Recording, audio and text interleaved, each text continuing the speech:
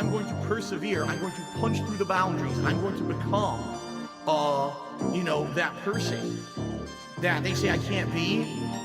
And I'm going to be successful no matter what. But even though I have done that, there's still this back here. This song. In the back of my neck, the back of my head, the back of my mind. Trying to hit this beat on time. Keep my eyes wide open, looking on the horizon. I'm putting my time in, digging up this mine, searching for a cherry diamond. Looking for these nuggets of truth. I need to find them, but until then, I'll carry on grinding. 1 year older, alcoholic former. I can feel the dark side getting colder. I made a deal with the devil on my shoulder. All I can do to keep the demons in the corner. Give a pig a fish, feed him for a day, but don't take away his bottle of Tanqueray. 1 more drop and we'll be okay. Or maybe I should save it for a rainy day. Take another trip down to Total Wine. Pour another drink in my cup. Drink it all down to the bottom line. All this money, it'll never be enough. Now I think I'm feeling fine, so I polish this rhyme like a diamond in the rough. Try to free my mind, put my nose to the grind, put my pen to the paper when things get tough. Don't believe in the lies of he, cause I'm a super blind man, but I still see the blackest eyes like a black-eyed pea. Words crystallize as I'm flowing on the beat. Look into the water at my reflection. 5'12" with a mayonnaise complexion. Drink some whale tail from my depression. Captain Ahab on a ship with no direction. I am a man sitting on an island alone with 2 gin bottles and a microphone. Writing my message on a scroll and throw it into the Dead Sea like a skipping stone. Spinning in this vortex unknown. Riding on a whale until I'm home. It's not that deep, but don't look below, cause before you know it, you'll get caught in the undertow. Take another trip down to Total Wine. Pour another drink in my cup. Drink it all down to the bottom line. All this money, it'll never be enough. Now I think I'm feeling fine, so I polish this rhyme like a diamond in the rough. Try to free my mind, put my nose to the grind, put my pen to the paper when things get tough.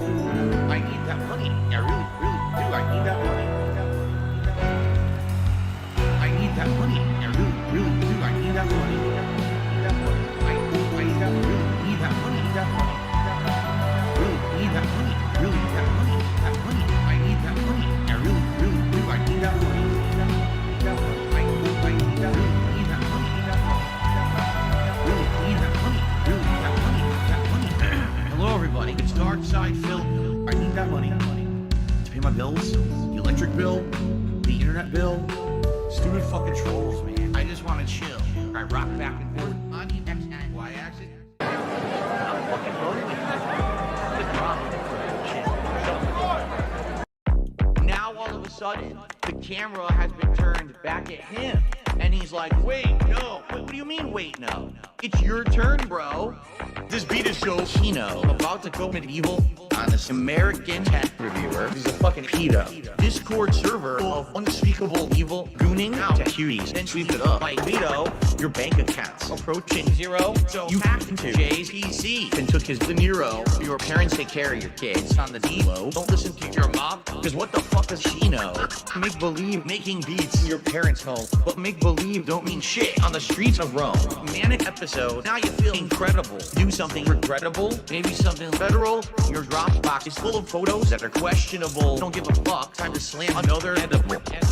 Playing Elden Ring and smoking dope. Stressed by an iPad from Best Buy so you could cope. I would tell you to jump, but you'd break the rope. It's because you're too fat. Now you get the joke. This goes over your head like Evel Knievel. You're acting kind of emo. Cry harder like a baby. Bambino, you're just a childish capo. But I am Gambino. Don't you know who I am? I won fourth place at Eva. Time to bring up another Zeno. Say hello to the little friend of Pacino. This is Vegas, son. I'll send you back to Reno. There's only room for one mob in this casino.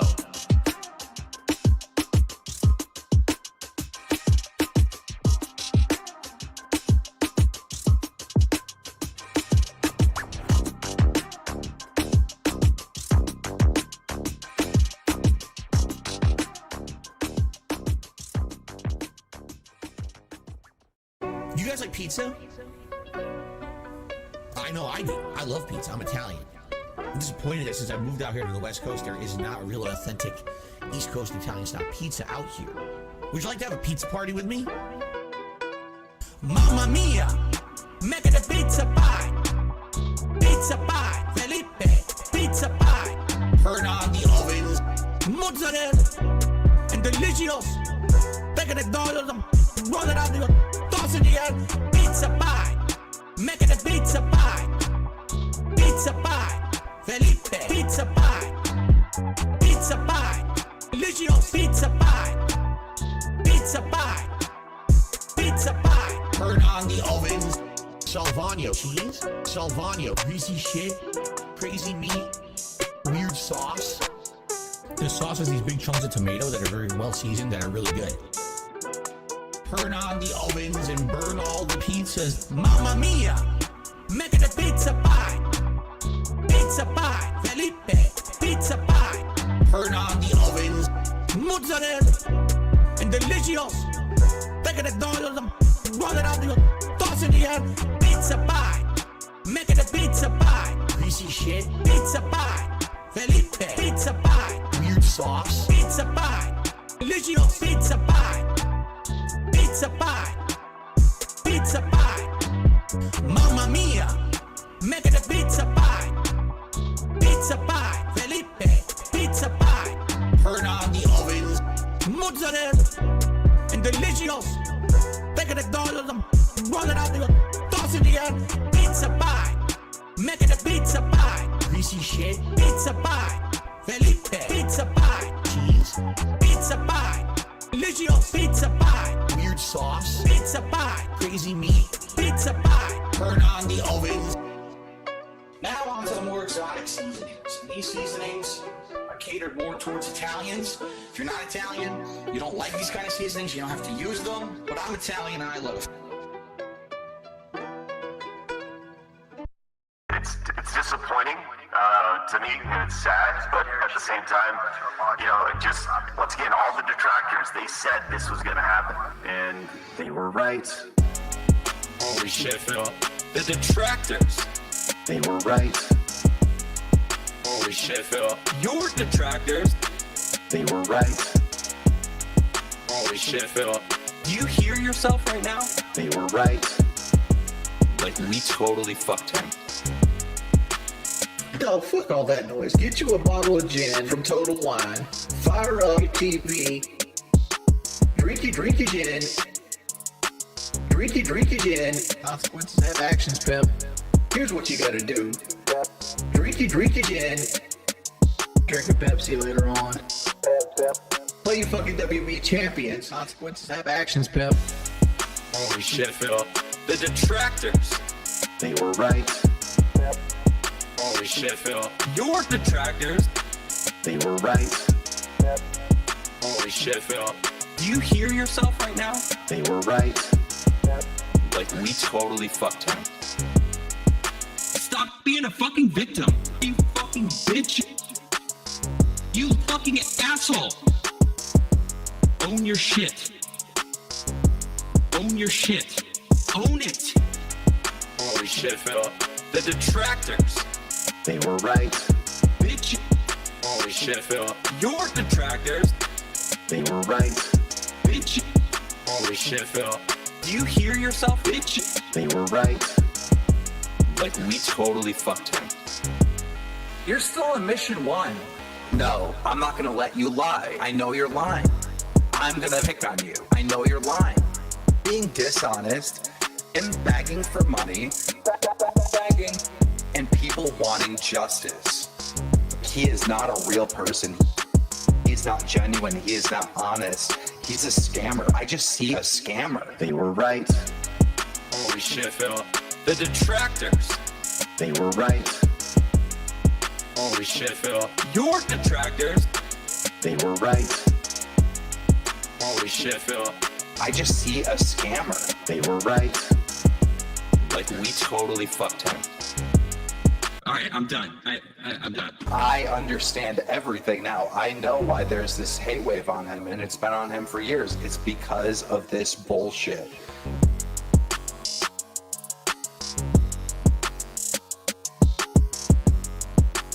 Meerkat Mom.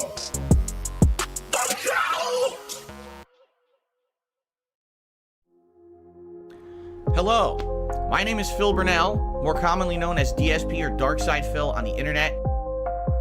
My saving grace, my wife, is the reason why I'm so happy. Now, of course, I'm getting emotional, but did you see how angry I was before I met Kat? You saw how angry I was, right? Everything before her was another life. And everything since I met her has been the best life. My life is so much better because of my wife. That's why I think that so many people out there are in pain and are hateful and hate others and think it's okay to step on others. I gotta step on others to get ahead. I gotta hurt others to get ahead. Because you're not happy. Because if you were happy, you wouldn't want to crush others. You wouldn't need to crush others. Because you would be okay. Everything before her, my life is so much better because of my wife. Now, of course, I'm getting emotional, but everything before her was another life. And everything since I met her has been the best life. The best life. And I wish that for all of you. The best life. I really do. Now, of course, I'm getting emotional, but the best life. Everything before her was another life. And everything since I met her has been the best life.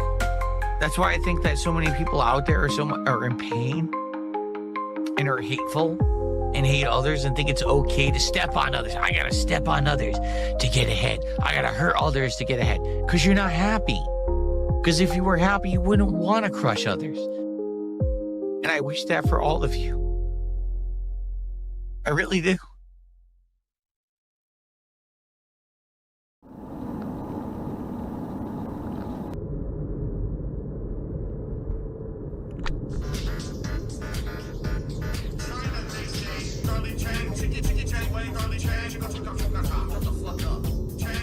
I'm not Asian, damn it.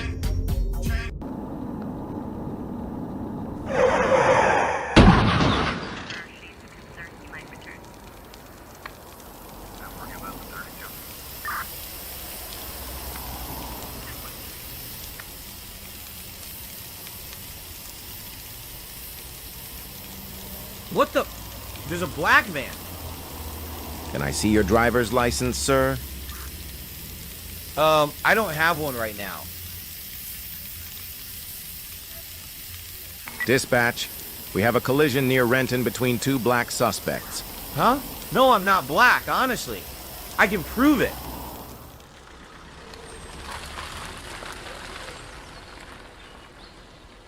Cat, come out here. I need you to tell these cops who I am. Allahu Akbar. You're under arrest.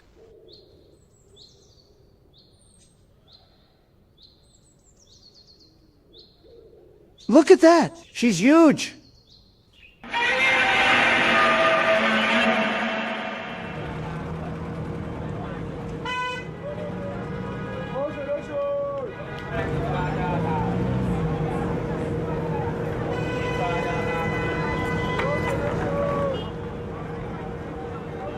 Help!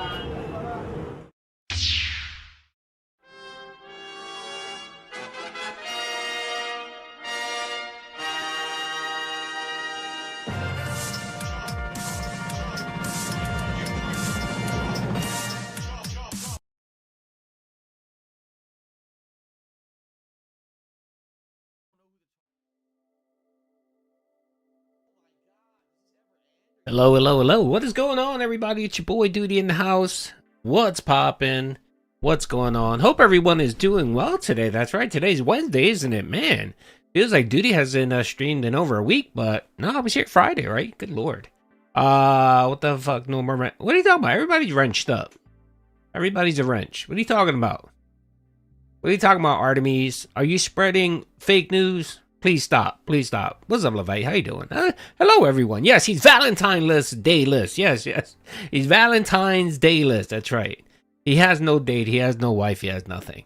What is going on? Hope everyone is doing well. I'm doing pretty good. I'm doing pretty good. Duty's doing pretty good.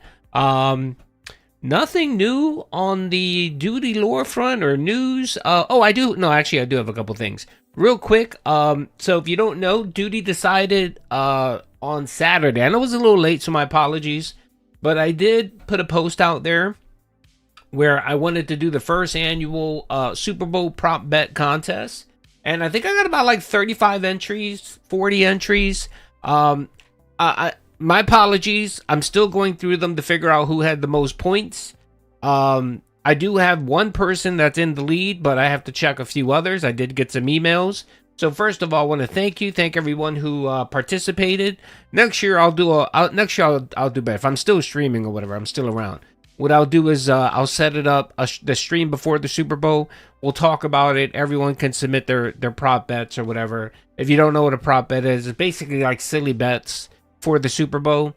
But thank you everyone. I appreciate it. And I did offer up a $25 gift card or cash to the winner. So give me a few days, and then I also owe, I think, Dreambird, I still owe you $25. So I did get your email. I'm just a little behind. My bad. It's all right, Ash. It's all right. I'm gonna do it again next year. It was my fault. I should have done it earlier. I heard it was in Spanish. You talking about Bad Bunny? Yes, Bad Bunny's performance was in Spanish. Yeah, it was an okay performance. It was all right. It was an okay performance. But anyway, yes, bookie stream. That's right. I just wanted to do something theme related since Pig Roach decided to do a Super Bowl marathon and nothing was related to football whatsoever except for 20-year-old jerseys that his mother made him. That's right. That was the only thing football related on this stream. So I felt like, what the hell, let's do it. Mumble rap. He's a baritone, so his voice is going to be deep. So it's a little difficult to. He's okay. Technically, he's an okay singer. I like some of his music, so it is what it is. Double. Thank you for the momentum. He won't play any top tiers because he won't have an excuse for losing. That's correct. Other than dropped inputs. That's right. That's why. Yeah, he doesn't play. The only semi top tier he played, he thought was top tier, was who's the guy with the red hat, with the Nazi hat? I forgot his fucking name. The guy with the Nazi hat. His favorite character. I forgot who it is. Anyway, yes, him. That was the only one he played with. Bison, yes, and then Bison got nerfed, and then he stopped playing with Bison. But that was only kind of the only top tier player he played with. Yeah. It's just a built-in excuse for him. If he plays with a shitty character and he loses, he claims, "Oh, well, I played with a shitty character." You know what I mean? The funny thing is, I love the mirror matches when he's playing with like Lily, and then he plays against another Lily, and that person whips the shit out of him. Those are always great. Because what excuse do you have? You both played with shitty players, right? Hey, whatever. It's all just a fucking excuse. To be honest, I'm getting a little burnt out with a Street Fighter play. I didn't even clip it last night. I didn't even bother clipping it because it's the same thing. He rages, he loses, he blames everyone, he gets felted. And I was just like, you know what? Duty's going to turn in early. I actually went to bed yesterday early. I was in bed by like 11 o'clock. So had a good night's sleep. So I'm glad I did it. I don't think I missed anything during the night stream. I did clip the unrecorded beg segment where he did announce. That's right. He did announce King Snake Inning. Well, really, it's King Snake Inning 3. It's not King Snake Inning 2, but whatever. We'll say 2. King Snake 2. That's right. He announced it last night. He announced it again on his daily rap video, the daily rap video, which I covered. And, of course, he's going to spend the podcast talking about it. And we'll go through it. I'll give my thoughts. I think you already know what my thoughts are. So, but we'll still go ahead and mock Phil because that's what we do here. So, first of all, again, thank you, Dub. I appreciate the early call to action. Now, real quick, we are going to be changing up a few things here. We're no longer going to be calling it momentum. We're no longer going to be calling it a request for contributions. No, we're going to now call it a call to action. Dreambird, shout out, brother. I was just talking about you. I saw your email, brother. I'll owe you $25. I'll reach out to you after the stream and we'll touch base, okay? I'll either give you $25 or a gift card, whatever you want. If you want to tell me here what you want, it'll make it easier for me. So, Dreambird did win one of the Dreambird, I think, won the kick, the January kick or the December, whatever one. I know he won one. So shout out to Dreambird. So yeah, so just let me know. Oh my lord, Sabaro's. Okay, Sabaro's manager came in with the call to action. That's right, with 10. A 10 member bomb. Let me give him a round of applause. I haven't done a round of applause in a while. Yes, big ups. No, stop calling it momentum. Anyone calling it momentum will be banned. You will lose your mod chip. If anyone calls it momentum, they will lose their mod chip and get banned. We don't call it momentum anymore. It's called a call to action. And that's DSP's new call momentum will probably be next. That might be next after people mock Phil. But yes, apparently, you know, our boy DSP is upset, you know, that people are mocking and laughing him. So he decided, you know, he was turned into semantic side Phil again and decided that he can no longer say momentum or whatever. So now he's settled on call to action. That's right. So now going forward, we're gonna make this a call to action. Hold on a second. Why isn't this working? Wait up 1 second. Oh, there it is. There it is. Finally. Oh shit. I was clicking on the button. It wasn't working. And then let me give Double Vision props for the $5 donation. That's right. Real quick, I guess before we get into Phil stuff, let's talk about the Super Bowl. Who watched the Super Bowl? Who watched the Super Bowl? My God, that was so boring. That was probably one of the most boring ass Super Bowls I've ever seen. I was so fucking bored. God, it was so fucking boring, man. Jesus Christ. Anyway, the halftime show was okay. I mean, it was alright. It was alright. I mean, I like Bad Bunny's music, so it was fine. It was his classics or whatever. So, I mean, if you like Latin music, you like it. If you don't like Latin music, you're not gonna like it. So, I mean, whatever. It is what it is. Yeah, a lot of people, shockingly, it was the #1 rated Super Bowl. It hit like 130 million viewers or households, and then Bad Bunny's halftime show got like 137. It beat out Drake. No, not Drake. It beat out Kendrick Lamar. So it beat out Kendrick Lamar by like, I don't know, 4 million views or something like that. So there you go. Skybomb, thank you, brother, for being an investor. I appreciate that. Thank you, brother. And yeah, anyone that has membership announcements they want to pop, that they want to pop, go ahead, man, knock yourself out. You'll definitely get a shout out from Duty. And also thank you to Sabaro's manager, Kendrick Lamar. That's right.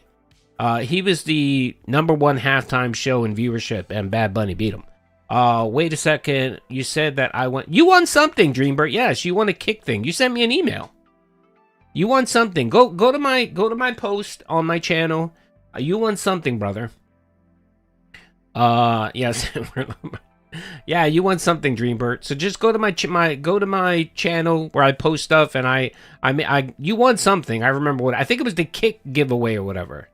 Anyway, so yes, please make sure. What's up, Derek? How you doing, brother? Please make sure, everyone, that you thank Sabaro's manager for the support. Excuse me, not the support, for the call of action. I appreciate it. When will I win something? I don't know. I mean, you are a member, so I don't know. Enter the giveaway. I do a monthly giveaway every month. You know what I mean? There you go. Alrighty. So yeah, that was really it. The football was meh. I don't know. I'll get the email to you soon. You sent me an email though, Dreambird. I thought you sent me an email. It was either you or somebody scamming, trying to be you and said they were you. So either way, just send me an email, brother. We'll get together. Those number were lies in the Spanish community. Bad Bunny did globally. He did not even come close. I don't know, man. To me, it's not that deep either, man. I really don't care. Again, it seems like everything in life has become fucking politics. Everything in life has to have a political bent to it, and it's honestly, man, it's getting a little annoying. You know what I mean? Like, I don't have that many interest hobbies. You know what I mean? I have 2 hobbies. I like the video game, and I like to watch football. You know what I mean? And video games are all fucked up because game makers want to fucking throw politics and everything, and that's fucking annoying. You know, there's been games where I wanted to play, but I didn't play it because of the bullshit all around it. You know what I mean? Which was fucking annoying. And then football. I don't give a fuck. I don't give a fuck what your political views are. I don't give a shit. Just play football. You know what I mean? I love football, and when it gets surrounded with a whole bunch of fucking politics, it gets fucking annoying. You know, like, don't we politicize everything else in life? Everything has to be fucking politicized, man. It's really funny because me and Soulmate had a conversation because me and Soulmate talk about politics. I'm a little bit more conservative than she is, a little bit, but you know, our core beliefs, we sync up. You know what I mean? But we have things where we disagree on. The Seahawks are the same. They are boring. Yeah, it's very boring, but at least they won. You got to give them props. They did win. They were the best team this year. So big ups to Seahawks for winning. I mean, they're not going to repeat. Wait till they get the schedule next year. They'll probably be a 10-win team. Trust me, it always happens. But thank you, GBRC. I appreciate the 2, brother. Really, really do. So yeah, man. I mean, me and my wife, we agree on the core stuff. You know, religiously, we're in sync. We believe, you know, but there are things where we kind of disagree on. You know what I mean? And I had a conversation about her about the Super Bowl and all that shit. And I told her honestly, I was like, you know what, I don't. Because she asked me, like, what was my opinion on the whole... and I was like, I don't have an opinion. I was like, I really don't care, to be honest. And I told her, I was like, look, I don't have that many interests in my life. You know what I mean? I'm a pretty boring person. You know what I mean? You know, I take care of my family. I take care of my kids. You know, I'm a church goer. You know what I mean? Like, the standard shit, you know? And I don't have that many... I don't have that much shit, you know what I mean? Like, the 2 things I enjoy to relax are video games and football. And it's very fucking annoying that everything has to be politicized. Boring must be the yeah, that and drug-infested Burger Kings. JK just trolling Phil. Big ups. Wait a minute. Thank you, brother. Thank you, GBRC, for the 2. I appreciate the call of action. And then Radical Jaws, I appreciate you from Canada doing the call of action from Canada. I appreciate it. It's all good, brother. Again, I appreciate any momentum or call to action that you guys are always willing to throw my way. So yeah, I mean, I told my wife, I was like, I really don't have an opinion. You know, it's just like, it's not my, I really... You know, and she's like, oh, you know, you typically have a lot of insight into this. And I was just like, I'm tired of everything I like being politicized. And I'm getting quite annoyed about it. So so she understood. So me and my wife didn't talk about any of the politics behind the Super Bowl. I watched the game. We made some food. She loved the halftime show because she's a big Bad Bunny fan. And that was it. When it was over, it was over. We went to bed and we moved on with our lives. So there you go. Let's get some velocity, people. That'll be after Call of Action gets mocked. Phil might start calling it velocity. That's right. I like that. You know what? Maybe we should start calling it velocity.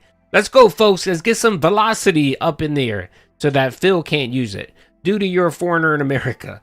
No, I'm an American. I was born and bred. I was born and raised here, brother. Come on, man. $6.81. The dude knows his Thank worth you. Made me dip into my rainy day fund, but it's okay. It rained today. What do you think of the DQ7 streams? I can even detract. Oh God, man, the DQ7. I like the game. I'm not a big fan of JRPGs, but I like what they did with this one. It looks pretty cool. It's a shame Phil has to butcher it. He's just terrible. He makes every fucking game bad. And it's a shame, but don't worry, he's gonna wage quit it. Give him one low velocity stream, and he's gonna wage quit it. So you won't be subject to his shitty gameplay. Okay, so don't worry. I appreciate the support, brother. Not a football fan, but the halftime show was okay. You know, like, this is what I liked about it. It represented the island very well. Like I like that. I like when they actually show authentic Puerto Rico. You know, because Puerto Rico's a beautiful place. By the way, if you're ever looking to go to the Caribbean, I always tell everyone, Puerto Rico's the place to go, man. You know, you get the Spanish vibes, you get the beautiful weather, you get the beautiful beaches, everything is in dollars, everyone speaks fucking English. So it's like going to Florida, you know what I mean? In the schools there, they're taught English as it's not a country, it's a Commonwealth of the United States, yes. But and you can travel there with a real ID. You don't need a passport or anything. It's great. It's a great place. I love it. I like going there at least once a year. I have a lot of fun. It's a good place. The people are nice people, very laid back people. 47. Yes, they do get a lot of government assistance. That's the reason why they're a Commonwealth of the United States and haven't decided to leave. Because if they were to leave, they would be up shit's creek. They would be Cuba, and that's why Puerto Rico hasn't changed their agreement in the last 100 or so years, and never will. Trust me, they never will. They know they got it good. Puerto Ricans know they got it good, so they're not going anywhere. Okay. They have beautiful, I think you guys call them putas. No, we don't call them putas. No, that's a whore. We don't call our women whores, okay? Yes, but they do have beautiful Latinas, yes. Puerto Rico is... It depends. If you go to certain parts of the island, not so much. But, stay around the coastal areas. Oh my God, the mamacitas are just chef's kiss, okay? We call them mamacitas. There you go. All right, okay, enough of that stuff. Enough of sports. You guys are here to hear about DSP. Again, thank you everyone for the early velocity or call to action. I do appreciate it, so thank you very much. MC said, why do you think Kat gained so much weight after marrying DSP? Inertia, just nothing to do. I have a feeling, I sadly believe that DSP filled that woman's head with fear. He basically told her, you got to be careful. You can't go out. Like, she was young. And I'm pretty sure she wanted to travel. She wanted to do things. She wanted to see things. She had her own likes and interests. And DSP would essentially tell her, well, no, because my detractors are going to kidnap you. You know what I mean? And put the fear of God in her. And all she had to do was just sit home and eat DoorDash and play fucking Skyrim. So that's why she gained weight. I know Phil tried to claim that it was medical reasons. No. Most people, 99% of the world gain weight because they're sedentary and they eat snack pizzas at night. You know what I mean? You don't eat snack pizzas at night and ice cream and wonder why you gain weight. You know why you gain weight, okay? She is probably depressed. Yes. When women gain weight like that, they typically do get depressed, trust me. My wife puts on 5 pounds and she gets depressed for fucking 2 weeks. And you can't see it on her because she carries her body well. But I don't know. Anyway, all right. Okay, folks, you guys are ready. That's right. But like I said, here it is. I will get the winner of the prop bet. I'll get that out this week. And then let me see here. The February. Here it is. Dreambird, you won the January giveaway, the sub giveaway. So I'll owe you $25. And then Backseat, Dr. Backseat. Is Dr. Backseat here? Dr. Backseat, you won as well. So there you go. If Kat divorced DSP and started streaming, she would become a fucking millionaire. I literally believe she would become a fucking millionaire. Well, not a million. You know what? She would make bank. She would make bank. At least for like 3 months, she would make bank. And if she was smart, she would put away her money, and, she would shit on DSP like everyone else. And she would make bank. She won't be a millionaire, but she can earn way more money than Phil. Definitely that. And if she decided to go the circuit route where she wanted to do interviews with Local Live, Kino Casino, I'm pretty sure Kino Casino will drop 10 grand on her just for a 2 hour or an hour appearance. Trust me, Keemstar will probably drop $5 for that exclusive. Who else would want to interview DSP? Who would want a Cat? I'd be willing to give her some money if she wanted to come on and do an interview. Yeah, it would be. Yeah, she'd make bank, man. She would make enough money to probably, set herself up for at least a few years and move, set herself up, buy herself put a down payment on a house and stuff like that, get her life situated. She would. That would be amazing. She would probably threaten him with yeah, she should divorce Phil, do a circuit where she interviews with all detractors and makes bank off of that. She would be set. Let's see. Pepe. What's up, Pepe? How you doing, brother? Is this Pepe from Kicks Chat, the detractor? I think this is the same one. If you are, just say yes. Are you able to explain the lore as to why DSP doesn't have Streamlabs notification? Yes, I do. So here's what happened. So initially, Phil had Streamlabs when he was on Twitch, and then he apparently was reported. Someone sent Streamlabs his a video that contained all of his expletives, the Nazi jokes, the Heavy Rain playthrough, and all that. It was a collection, and then Streamlabs came in and banned him from using their site. That's why he can't use Streamlabs. Then he moved to Stream Elements. Same thing happened with Stream Elements. They got an email, I guess, or got reported. He was banned off of Stream Elements as well. So the Stream Elements, he was using his... so Stream Elements and Streamlabs has a tip process where you can use them to collect tips, and they give you a link and everything. And it's integrated with YouTube, where it'll automatically do the pop-ups and all that stuff.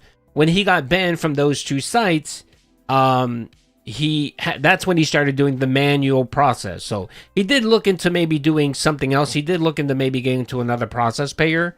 I know there's StreamYard and a few others. But he figured, what was the point if he was going to get reported anyway? So that's when he started doing the manual stuff for, he started doing the manual animations for his tips. Yep. That's the lore. That's the lore. Panda would be a good interview. I don't know. I mean, she will talk about how it was with DSP, but what is she really going to talk about mostly? That, his eating habits, how he didn't do anything, how he didn't bang her. I mean, we kind of all know that already, so... I think the the cat one would be more interesting than Pandalee. I think so. But anyway. All right, folks. So there you go. Let's watch some videos, man. We got a lot to do. Excuse me. We got a lot to cover. We got a lot to view. We got a lot to cover. Let's see. Go to my channel. Man, where do we start, man? Where do we start? See, when I don't do a podcast at least 3 times a week, I'm so behind. It feels like there's so much fucking news to cover. I mean, this week alone has been insane. Let's be honest. This week has been insane. You know what? Let's start off with what happened yesterday. So yesterday, during his first stream, during the podcast, DSP did do the call to action. So he sat around and did beg, right? And I think he ended up cracking like $45, right? I think he got like $45. And then all of a sudden, he started playing the new game, which was called, what's it called? Crislo? I'm not sure how you fucking pronounce it. Anyway, so he decided he wanted to start playing that, right? The premiere stream, which essentially was a dud. And I think he realized that no one really cares too much about these walking simulators. And that's what it is. This is a horror walking simulator. It's an easy game to play. Phil likes him because all he's doing is walking around, and then he gets to fucking scream like a little bitch like PewDiePie used to do. And he thinks that's going to bring in money. Low effort for lots of money, right? And it just hasn't been working out for him. The money hasn't been coming in. So I think he realized that was the case, and he decided, well, you know what? I'm going to use this as some type of experiment. And I guess he forgot last year that he did this bullshit. So if you don't remember last year, right before the Kino Casino arc, the King Snake and Ing bullshit, DSP didn't beg for his Call of Duty stream, right? And that was when Bugs Bunny had passed away. And he said the reason why he didn't beg was because of Bugs Bunny. When, of course, everyone mocked him and laughed at him about it, he then came out and said, well, actually, it wasn't about Bugs Bunny. I was doing a scientific study where I don't beg for a day, right? Just to see how the internet and my detractors react. And, of course, he came out and said, my detractors are so stupid that they fell for it. They fell for it, and he went on to this whole nonsense about him being the puppet master. Yeah, the social media, the experiment, right? And then that led to the podcast where he talked about his 3 options, right? Where he would either go full-on chill, right? And take all the sponsorships and all that bullshit, right? Option B, which would be drama content, where he would, scorch earth and leave bodies all over the place. Remember that, folks, right? And then option C, of course, was just being an e-beggar, right? And then he decided, I'm going to be an e-beggar because I'm deciding to be an e-beggar because that's the best way. Being an e-beggar, Bugs Bunny, who's Bugs Bunny is Phil's rabbit. If you didn't watch the Kino arc stuff, Phil had a rabbit that he kept hidden, and apparently his rabbit died or was dying. and he cried to Kino Casino PPP about his bunny dying. He was happy with the yellow paint too. Oh yeah. Oh yes, he was. $2.72. Yeah, thank you for the call of action, brother, or the velocity. Thank you, Cam. I appreciate that. Thank you so much. Man, the velocity has been amazing. I think I hit on to something. Hey, DSP, you're here watching. You might want to change call of action. Call it velocity. I think velocity is better than call of action. So anyway, so Bugs Bunny died. And of course, after he was mocked and ridiculed like always, like we always do, he decided he wanted to salvage this and turn this into some 5D chess master move where he felt at the trolls, right?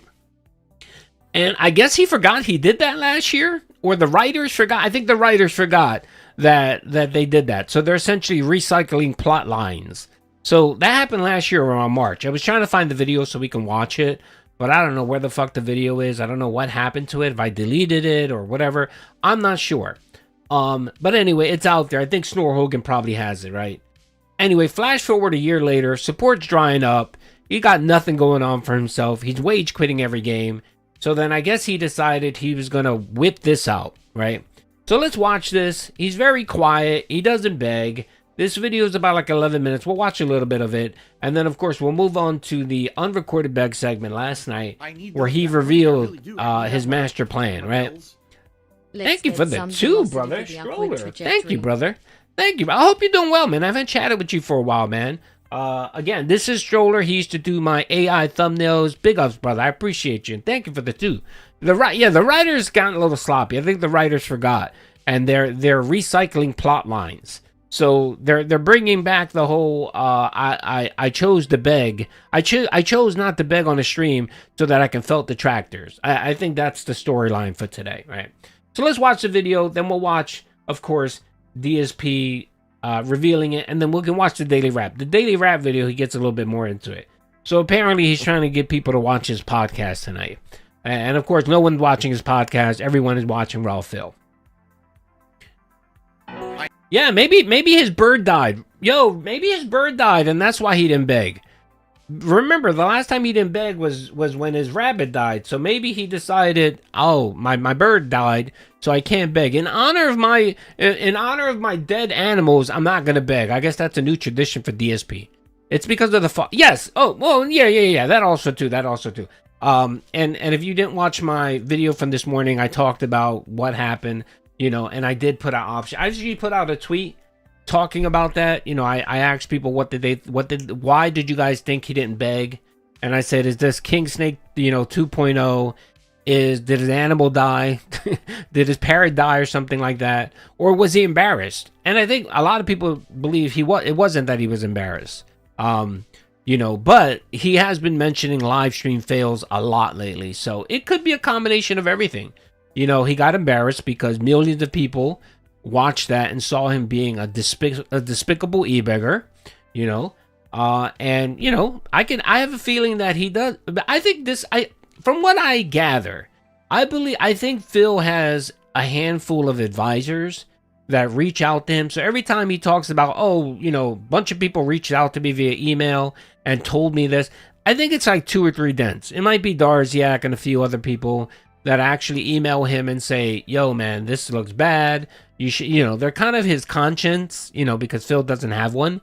And they let him know exactly, hey, you're sounding like a douchebag, or maybe you might not want to do this. Yeah, Cat left a long time ago. And I think that's what happened here. So, and instead of saying, look, I fucked up, my apologies, I shouldn't have acted that way. Instead of doing that, he tried to turn it around and he's going to try to act like this is some fucking 5D chess, the what? It's a king snakening where it was the 8 months of licking PPP's penis was some big LARP so that he can own Kino Casino. It's that all over again. Did you see how angry he was? Yeah, he was very angry until he got married. No. I think Jay Gannon, shout out to Jay Gannon out on YouTube, Twitter. I think he put something out there that said Phil's had 38 streams, and of the 38, half of them he didn't hit the goal. half of them he didn't hit the goal. And then like he also did a breakdown of how many of them got an anonymous donation. So it's not good for him. It hasn't been good for him. The lone Dro, what's up, brother? How you doing? Duty, how are you always so confident that Cat left? It's a LARP, brother. It's just a LARP. Don't, again, if you're new here and you don't know what I do, it's all a shtick, okay? I'm gonna say this one more time, okay? Most of the shit I do about DSP, a lot of it is just me LARPing. I'm trying to get under his skin. I'm trying to get a reaction.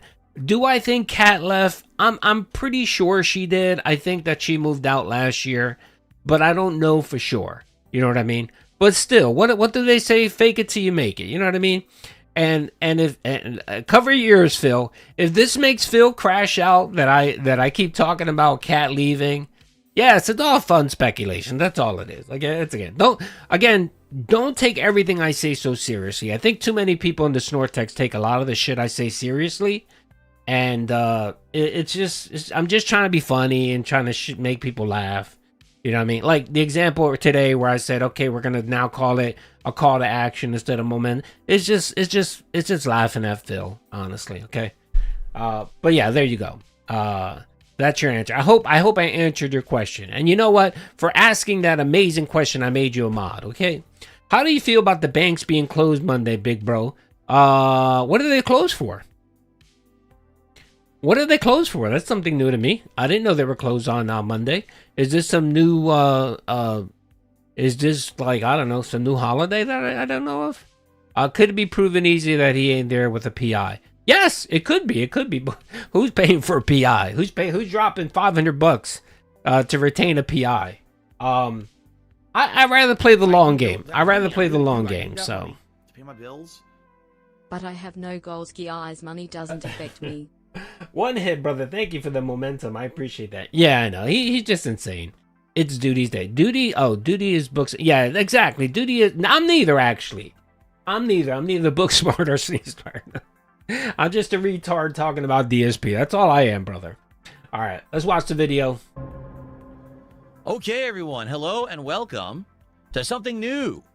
We're trying out a new game today. Let me mute the music.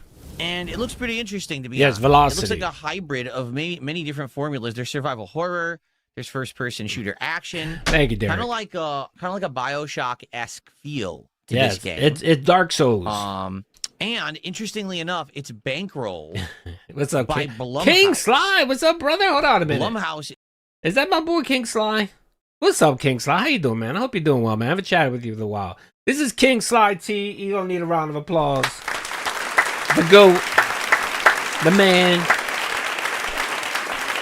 If you're not subbed to King Sly T, you make sure to go first of all, go sub to King Sly T, and then give him some momentum or velocity or call to action, whichever you approve. The man deserves it. The man is one of the hardest working commentators out there, okay? And he's urban, all right? So you got to give him some additional props. He's a hard worker, and he's urban. That's right. And it's not a racist comment. Dude, he's urban too, okay? So big ups, King Sly, brother. I appreciate you hanging out. Is a company that usually has only made movies, but now he's they're urban starting to style, make video yes. games. Okay. Ooh, what just happened? Uh-oh. Okay, then we can up it again so it's like normal volume. For some bizarre reason, the game's like way too loud. Hey, King Sly, do me a favor. Drop your link to your channel here, and I'll pin it so that people can go and give you some love, brother. All right, let's see how this works. That I downed the. Yes, he did. He's still living rent-free in RTU's brain. By the way, King Sly, just to let you know, brother, you know I love you, brother. Just to let you know, did you see 1-2 cents post on Twitter? You may want to jump on top of that, brother. You may want to jump on top of that, because I'm going to touch on that a little bit. If you don't know, apparently one of Review Text USA former moderator's friend, I think he ran the Discord. I'm not too sure exactly what he did. 1-2 cents. You might have heard that name. Apparently, he's going to be doing a few interviews. He dropped a few posts yesterday of recordings where apparently Review Tech USA was requesting, again, allegedly, this is all allegedly, he was requesting that, hold on a second. How can I fucking pin this? Why isn't it letting me pin this? Allegedly, that's all I'm going to say, allegedly, but I mean, it's pretty concrete there. There's some recordings that a certain someone, Review Tech USA, was doing some extremely gay ops, and he was requesting some doxing of certain people. Snort Hogan, the Clipper, the homie, a friend of the show, Snort Hogan, he wanted to dox him. So check that out, King Sly. Hopefully, today's Wednesday, right? You're streaming today. Hopefully, King Sly will have an amazing show where maybe, just maybe, King Sly will interview 1-2 Cent. I don't know if, I could probably make that happen, King Sly. Me and 1-2 Cent are pretty cool, so if you want to get that exclusive, let me know, brother. I could hook it up. Anyway, shout out to King Sly. Volume. I got you, brother. I got you, King. Now I remember. I'm doing it right now. Well, since we are now about 20 minutes in, now's a good time to say, if you guys enjoy my coverage of a new game here on DSP Gaming, it's always important and critical if you could like the first video of the series and leave comments. That engagement is absolutely critical to the channel. He's talking about engagement. Find playthroughs on the channel. All right. So if you are watching this on demand right now, if you could give the video a like and leave some comments, I would absolutely appreciate that. What do you think about the game so far? Creezol? I think it's pronounced like Creezol. And if you're watching on demand or on the stream, of course, if you could like the stream on YouTube right now, that also would help the channel a ton. Thanks for the engagement, anyone who is watching. Very Bioshock-esque vibes. Notice what he didn't say, by the way. That's it. Notice what he didn't say. He did say like, he said engage, but of course he didn't say momentum, call to action, support. He didn't say any of that, okay? Which, when I heard that, I said to myself, that's odd. Usually at the beginning of the stream, he does his call of action and he begs. And he didn't do that. So, of course, I was like, all right, let me pay attention. Let me see if he's going to keep up with this or he's going to break down and beg. You know what I mean? Let's see what happens. And shockingly, he did not beg. Not one time did he ask for money, support, call, whatever. He didn't do any of that. I was shocked. I was literally fucking shocked. I had to look outside. I had to go read my Bible. Dude, he had to read Revelations to see when the 4 horsemen are going to fucking pop out and the apocalypse is going to happen. And he didn't do it. So, all right. And of course, I said to myself, wait a minute. This sounds like a fucking rerun. This happened last year. He tried this bullshit last year. What the fuck's going on here? So, of course, I went back, I looked at the old streams, and I said, yup, he did this bullshit last year, around March, what the fuck's going on? And I was like, all right, well, writers are getting sloppy, they're fucking giving us reruns, okay? And he didn't mention it, but then on the night stream, he came out and dropped this little comment. So let's go to the night stream. In the night stream last night, he decided he wanted to come out and, of course, decide that he wanted to drop breadcrumbs, right? He wanted to drop little breadcrumbs. And this is him right here with this little breadcrumb. We do the impact. Oh, my God. Wrong video. My bad. All right, so let's go here.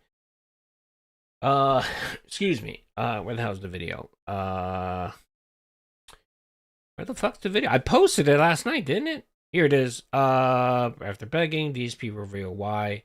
Oh, here it is. So, Funky Monkey looking forward to Hellmart tomorrow night. Me too, because I actually really like the game. So thank you for the Hellmart support He's early begging. on here, Funky Monkey. Good to see you here tonight. What's up, Let's Mac? How you doing, brother? Mozzie did a $5 super chat and says, have a good stream. What's your goal for the gameplay tonight? And also, I'm excited for DSP tries it, but the cookies are too sweet. Oh, really? I don't know. I've never tried them. I'm going to give them an honest shot. I've never had crumble before. So the goal for tonight is pretty simple, all right? I want to get reacquainted with Dalzim. And I want to see if there's something I need to know or learn about the meta now, because there's new characters and stuff that I never fought against with Dalzim. So I need to learn if there's changes. If I'm going to try my best to just get back in line with the strategies that were working when I played it over a year ago. But it's a practice night. This is not a super serious night. Hey, real quick, King Sly, just to let you know, I just spoke with him. He's going to hit you up. So King Sly, 1-2 Cent. They're going to hopefully do a collaboration, and we'll be getting some good-ass content. So big ups. Yes, let's go. For anybody out there that likes to follow the Review Tech USA saga, there you go. And, of course, Duty will react to it as well. That's some crazy shit, man. That is some crazy shit. Why? Okay, first of all, all right. Why the fuck would you record yourself in audio? In audio. Like, if you do a fucking post, you can always say, I was doctored, that's bullshit, or I was kidding. But you verbally say that shit multiple times, asking someone to get someone docs. Good Jesus, that's some stupid fucking shit. On top of it being fucking gay as fuck. You know what I mean? And the other thing, too, the guy's been known to do it in the past, where he's threatened where he's threatened to dox people. And that shit isn't fucking cool. He shouldn't be threatening anybody to get fucking doxxed. You know what I mean? Because I say the same shit. I say the same shit when people fuck with him. When people fuck with him and his information, I don't think that's cool either. But that doesn't give you the fucking excuse to do the same shit. Just because somebody made fun of you, you know what I mean? You don't do it. That's fucking insane. You just don't do that shit. And on top of it, you don't fucking record it. You don't record it and send it to other people. Because especially, and again, I don't fucking get Review Tech USA. This motherfucker, you know, everyone that's been buddies with him or friends, he's kind of burned that bridge for whatever reason, whether they had a falling out or whatever, you know. And I'm sorry, people are sometimes petty, you know. And if they got something on you, they're gonna reveal it. You know, they're gonna post it and put it out there. You know what I mean? I don't know. It's fucking insane. Once told me there was more people he asked for. Yeah, I'm guessing. And apparently, 1-2 is going to be leaking it out and putting it out there. Hopefully, he'll touch base with King Style. They'll have a nice little interview and you'll get the scoop. That's what I'm hoping for, okay? All right, hold on a second. He said something else. Let's see.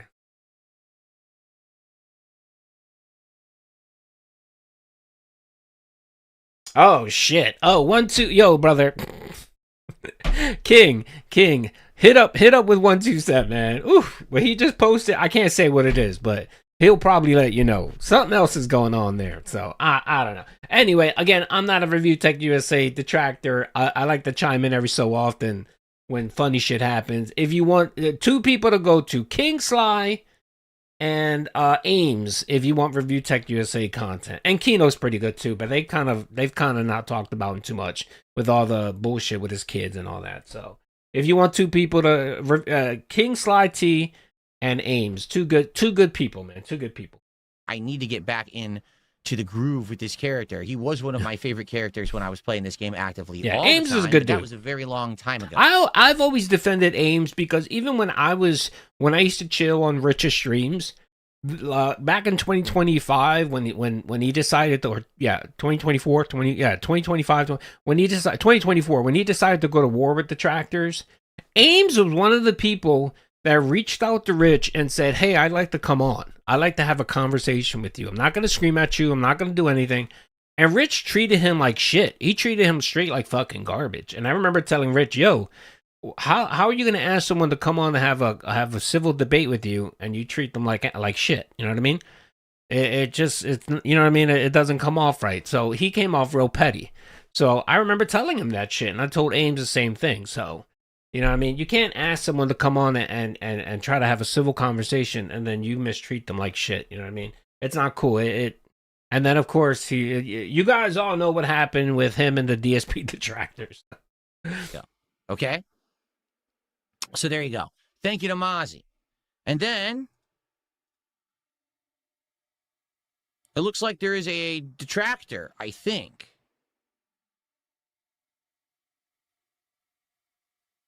Or is it? This person said, they sent me $3. Here's what they said. You mentioned in the past, you beg because it tends to generate more support than when you don't. That's correct. Hypothetically, if you were to get the same support pre-beg versus post-beg, what would you do in that scenario? It's impossible to tell. What are you talking about? Pre-beg. All right, he's being an idiot here. He's being an idiot here. What the guy's asking, he's saying, look, if you start off your podcast and you start begging, and the call to action works and people drop you $150, right? What he's saying is that once you get that money, you know, would you stop begging? And then, of course, he turns it into this, oh, what are you talking about? Well, I don't know. And the answer is no, he won't do that. Because there have been times where he hit the $150 goal on his podcast, and then he starts immediately talking about fucking hitting a second goal. Oh, let's do a second goal. Let's hit $300. So no, he'll never do that. He will never fucking do it. The motherfucker get a grand. Like, he could start his podcast, right? Do the unrecorded beg segment, start talking, right? And literally 2 seconds into the fucking podcast, or whatever the fuck he calls it, somebody drop a grand. That motherfucker will mention support every other fucking 10 or 15 minutes. And he doesn't give a shit. He literally doesn't give a shit. He just doesn't care. Because to him, it's just like, all right, what the, if someone's going to give me $1,000, $1,150 is even better. And that's why people shit all over him and treat him like a fucking scummy ass. What's up, Poncho? How you doing, brother? What does that mean? Do you mean, now he acts like a retard? If I were to get the same amount of income, asking for or not asking for, what would I do? That's the dumbest question ever asked in human existence. Why would you do something extra? That's not the fucking question he asked you, you fucking idiot. The question he asked you, he said, look, if you beg, like I just said, if you beg early and you hit your goal or you get a lot of momentum, would you alter how much you fucking beg, you fucking idiot? That's what the guy was asking you. But of course, no, he can't answer that simple question. He has to turn it into this fucking guy is autistic or stupid. Extra if it generates absolutely no positive response. Right? Why would I have to ask for contributions if I'm already receiving contributions? Oh, by the way, yes, Duty is doing that. Duty is doing that. I've been watching those stories about marriages and stuff like that. I watched one. Someone sent it to me. I watched one, and YouTube decided that Duty loves this content. So every fucking video on my feed now is, as you notice, look, I got 4. I watched 1. Okay, I watched 1. They've been feeding me this fucking wedding shit, this marriage shit, how the woman's an idiot and the guy 4D chest his wife and all that shit and divorces her. It's funny, but, that shit's been nonstop on my fucking streams. Or my feed. That doesn't make much sense, does it? So you can answer your own question. Thank you, Mozzie, for $2. Another $2 super sticker. He says, good luck, have fun. Thank you, Mozzie.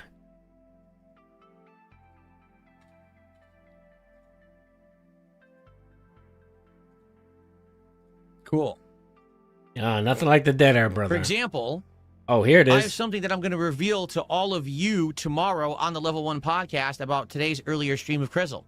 Or Crizzle, or however the hell you say it, because I actually still don't know how you pronounce the game. I actually did something different on today's stream, and I'm going to reveal this strategy to all of you tomorrow. Thank you, Paul. I appreciate that, brother. Okay? I'll take care of it. I am. I'm going to let you know exactly what happened on that stream tomorrow morning on the podcast, so don't miss the podcast or you're not going to be in the know. Okay. I don't think it was sponsored. I know some people said it was sponsored. I think you have to reveal that. And if you did a podcast where it's sponsored, you have to let YouTube know. So if it's sort of like if you have an ad that you're going to read on your stream, you have to let YouTube know when you upload the video or the podcast. You have to put it on there. If you don't, you can get demonetized for that shit. So I don't think it's that. I don't think it was that he got it monetized or it was sponsored or whatever. I don't think so. So I think what it is if you hear him talk, we're going to hear the daily rap next. If you hear him talk, it sounds like he's talking about the money. It's the begging, because that was the only thing that was different on his stream, on his first stream. He didn't beg. He did ask for people to engage. He did ask people to leave comments, give you the thoughts. But the one thing he didn't say was fucking support. He did not say support not one time during that playthrough. Not once. Okay? So either he got a text message from Kat that said the divorce papers are in the mail, and he decided, well, I'm not going to beg to mourn my fat wife or my fat ex-wife, or one of his pets died or whatever, or he decided, you know what, I need to clickbait for tomorrow's podcast, so let me tell everyone that I have this special fucking announcement, right? But I love when he does it. So he does it on the unrecorded beg segment, which was last night. There was 100 people here, 200 people watching this bullshit, right? And then he does it on the Daily Rap, where no one watches it on Daily Rap. The only people that watch the Daily Rap are people that watch my video, where I shit all over Phil over it. All right, so real quick, so that's Phil. That's Phil announcement there. All right, so now hold on a second. I got the video. I gotta find it. By the way, just to let you know, this background music bullshit that Phil has is getting to be annoying. I gotta strip out all the fucking background music for every video. It's quite fucking annoying.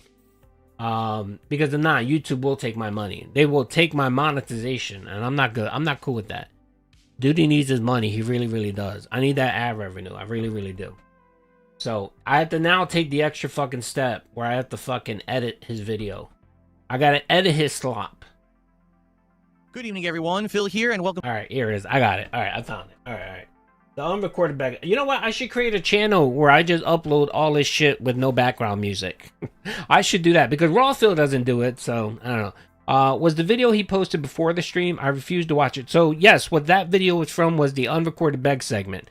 So every night stream, he has what's called the unrecorded beg segment, where he spends about 20 minutes waiting for people to come into the stream, and also he does this call to action where he begs people to give money. And it's not recorded. You know what I mean? So the only people that recorded are clippers like myself, Snore Hogan, and so on. So, but he likes to play the background music, which is fucking very annoying. Duty, have you ever interviewed Phil in person? No, I have not. I would like to. I would be very cordial to him. I wouldn't treat him like, I wouldn't be. Yeah, I make jokes here and there, but I wouldn't mistreat him. I'm not one of those people that invite people to my house and shit all over them. If you're a guest in my house, I'm gonna treat you with a modicum of respect. So. Can you convince Scarlett Hampton to make a collab live stream with Piggy? Who is Scarlett Hampton? I don't know who she is. But no, I doubt he's going to collab with anyone. I think he learned his lesson. I think he finally learned his lesson that collabs don't work for him. So, let's see. Woo! Ooh! Ooh!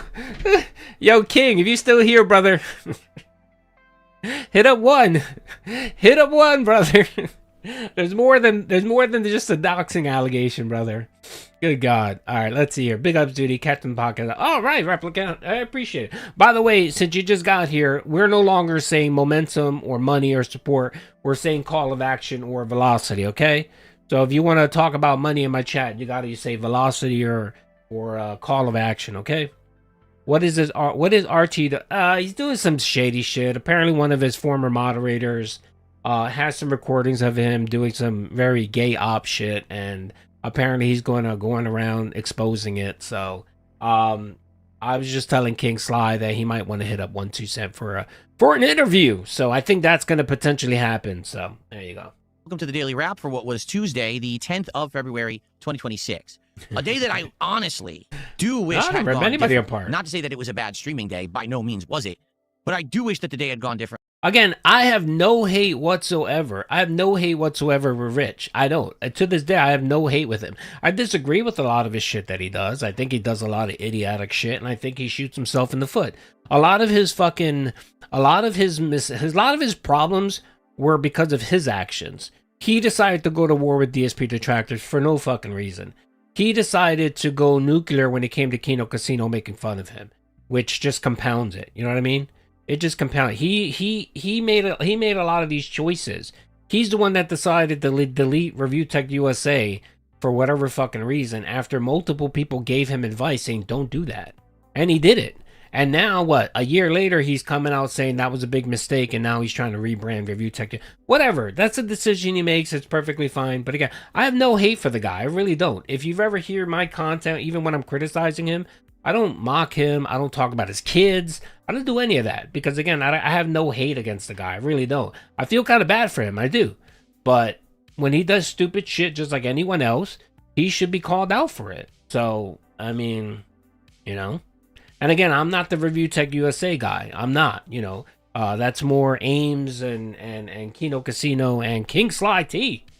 And I'm going to promote King Sly T because King Sly's my dude. He's my homie. He's my best black friend. That's right.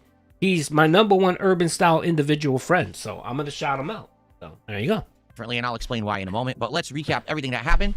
We started off today with a DSP morning show. And on said morning show, we talked about various different topics, including the fate of 2XKO, which now looks like it's falling apart at the seams. An update on the new game. And it's called Directive 8020 from Supermassive Games. We had a bunch of Q&A. That's true. That's 100%, man. If you're going to be online and put yourself out there, like, you guys know, I put myself out there and I get a lot of hate. I get a lot of hate, which is okay. It's all right. It's an opinion. People can have a fucking opinion. You know what I mean? But it's up to me. Like if someone came in here and started fucking ripping on my daughter, and, you know, I'm just going to either ignore them, I'm going to joke about it, or I'll mute them. You know what I mean? And that's how you have to treat it, man. And I'm not going to lie. I know it's tough. It's tough. It's been tough. It's hard to hear people shit all over you. It really is. I'm not going to lie. You know, there have been times in the Duty saga where, you know, I got dumped on by a whole bunch of fucking people. And and it wasn't a good feeling. But you know what you do? You put your head down, you keep grinding, and eventually, eventually the next idiot will do something, and the attention will be focused on them. You know what I mean? That's how you got to treat this internet blood sport. And it was a pretty good show. Good interaction. Lasted about an hour, and we just chilled until we built up enough attendance. And then we started with the brand new indie game, Crizzle. All right? Crizzle. The game is called, actually, Crizzle Theater of Idols. And what the game is supposed to be about is two groups of warring factions of cults. I guess they both worship their own respective gods. One is the god of sun, and one is the... You would think he would love that fucking game. Cults. He's the cult expert. God of the sea.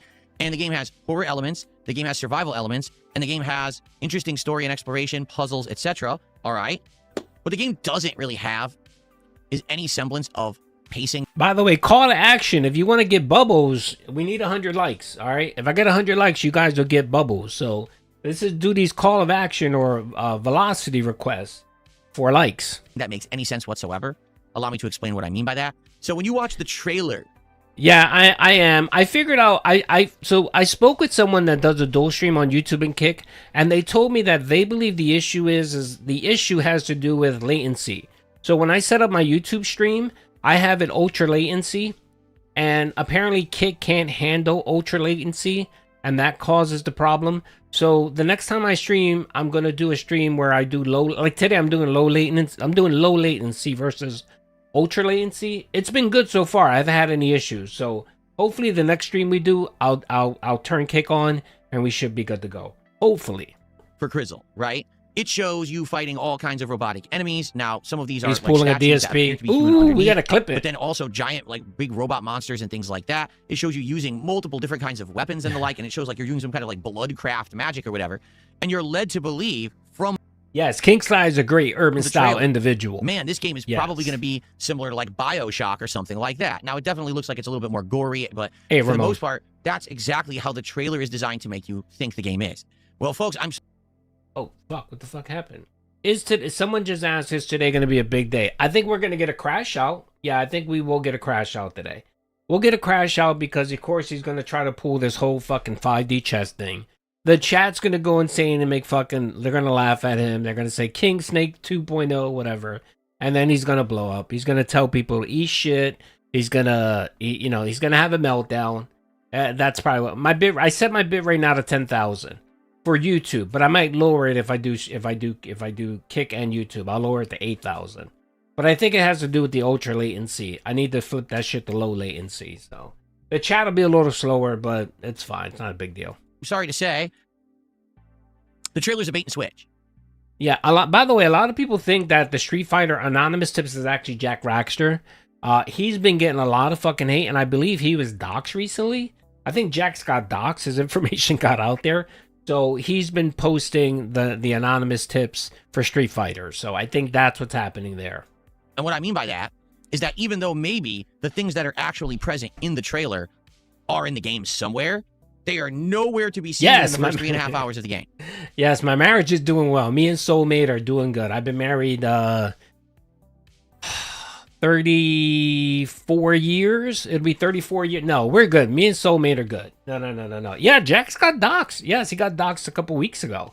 And ever since he got doxxed, I don't think he's even did any support. He's I think you can always tell. I think he's been doing the Street Fighter support anonymously.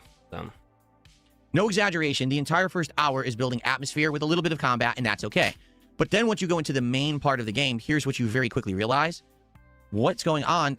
All that action and stuff is in big here. Ups, yeah. You fight the same exact enemies over and over and over and over and over again, and there aren't even that many of them. It would be one thing if there were like 4 of these enemies and you felt what? 1-2 is in the house. He heard his name. His ears must have been itching. What's up, One? How you doing, Ones? Apparently, Ones has something to say. And Ones is going around wanting to talk to people.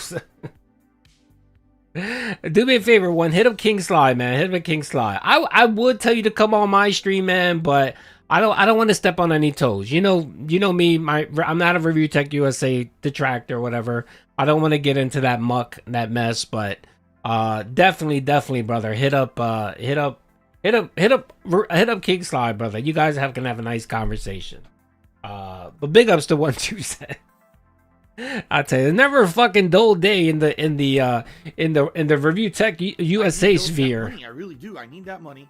GBRC, brother, thank you for the I think 5. you are right, Diddy. He is going to say, I did not beg at the start, and look what happened. $80, $80. Yep. Do you get it, Chave? Yeah, he begged on the podcast, which he did, but as soon as the stream started for the game, I think he got a vibe that he wasn't going to hit the goal. And then, of course, the safe face is going to say, oh, this was some 5D chess move that I'm doing. So, duty got to stop doing... All right, look, man. Look, if it bothers you that much, hold on. Can I change it? I thought I could change it. I can't change it. All right. I can set it where it won't show narrative, okay? Big ups to narrative. It's funny. It's not bad. It's sort of like a romance novel, right? But it's a romance novel written for men. It's good. It's okay. It's pretty funny. I like it. Some of the stories are good. Some of them are not. I sometimes, when I'm doing shit in my house or whatever, like the other day, I was doing crown molding. And I had some of these videos playing. There you go. All right. Okay. All right. Let's hear Phil talk about the call of action. Overwhelmed. Yes, he is wearing a flannel shirt like a lesbian. That's right. He's embraced his lesbianism. Really nothing about this game that feels survival horror in any way. There are a few jump scares here or there, but for the most part, the game is just a very boring and repetitive formula. Yes. Dave Burnell, from all accounts, Dave Burnell is a military style person. He went to college, got his degree. I believe he's an engineer by trade. He worked at Sikorsky for years. And then it turned into something else. It became Boeing. I think Boeing bought them out. And then he retired. And while he did all that, he was a church member. He's also a justice of the peace for his area, so he can actually do marriages, which I'm assuming he did Phil's marriage. He's actually a justice of the peace. So yeah, I mean, from all what, and he goes fishing.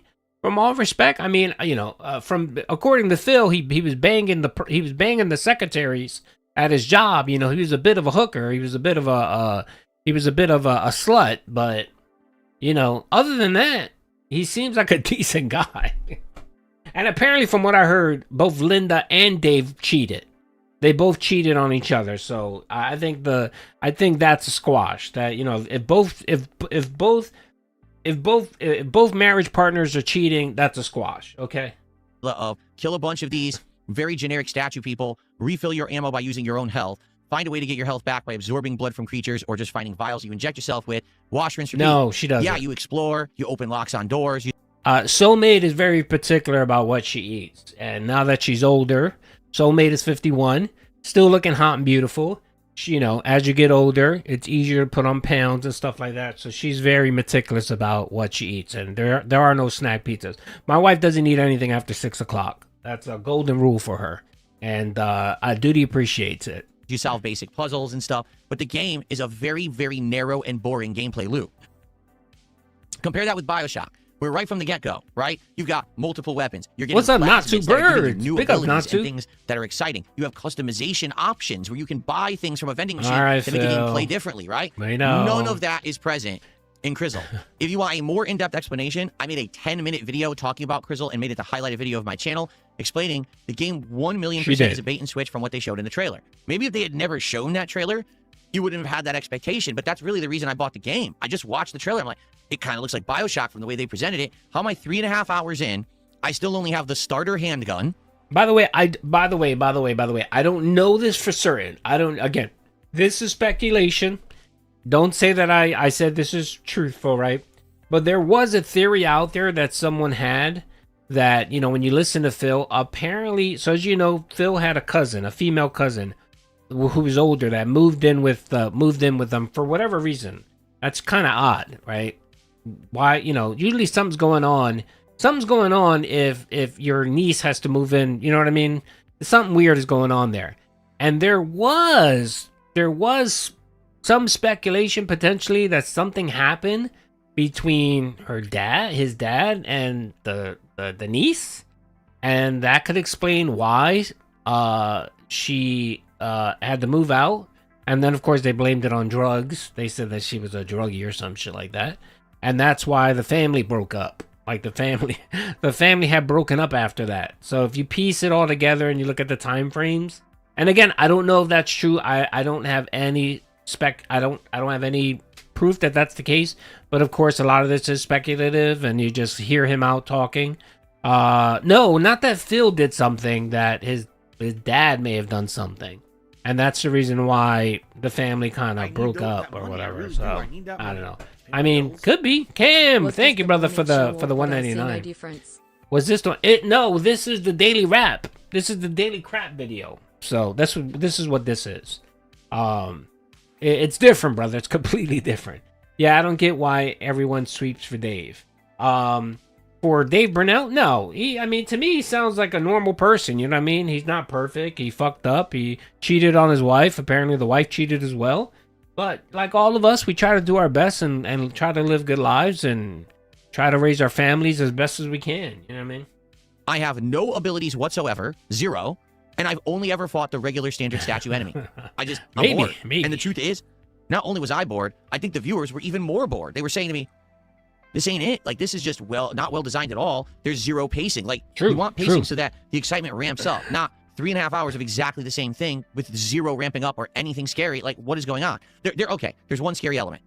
There is a boss that shows up that you can't fight. Much like a lot of these survival horror games where it's like first person, you just can't fight the thing. You have to hide and avoid it and then try to escape it. You do that a couple of times, but honestly, you've done it in so many games before. It's just not scary in this one anymore. It just doesn't feel original. It feels like they're just biting off of what other people have done. I mean, that's pretty much every fucking game, Phil. Every game is biting off another fucking game. That doesn't mean, brother, that you can't make it interesting. Like, there's why can't you try to make shit interesting? You can't. You just don't have the skill. You don't have the capability or the skill to make anything interesting. You expect the game to carry your playthrough. And we know it's true because even games that got nominated, they got nominated for best game. Even those games he had to wage quit because he was super boring. You know what I mean? Final Fantasy 17 or 16, that wasn't the greatest Final Fantasy, but it was really good. A lot of people liked it. And that was right up his alley. He loves Final Fantasy, and he ended up wage quitting it because it didn't make him any money. What's with the suggested video? All right, you guys are going to be hyper-focusing, okay?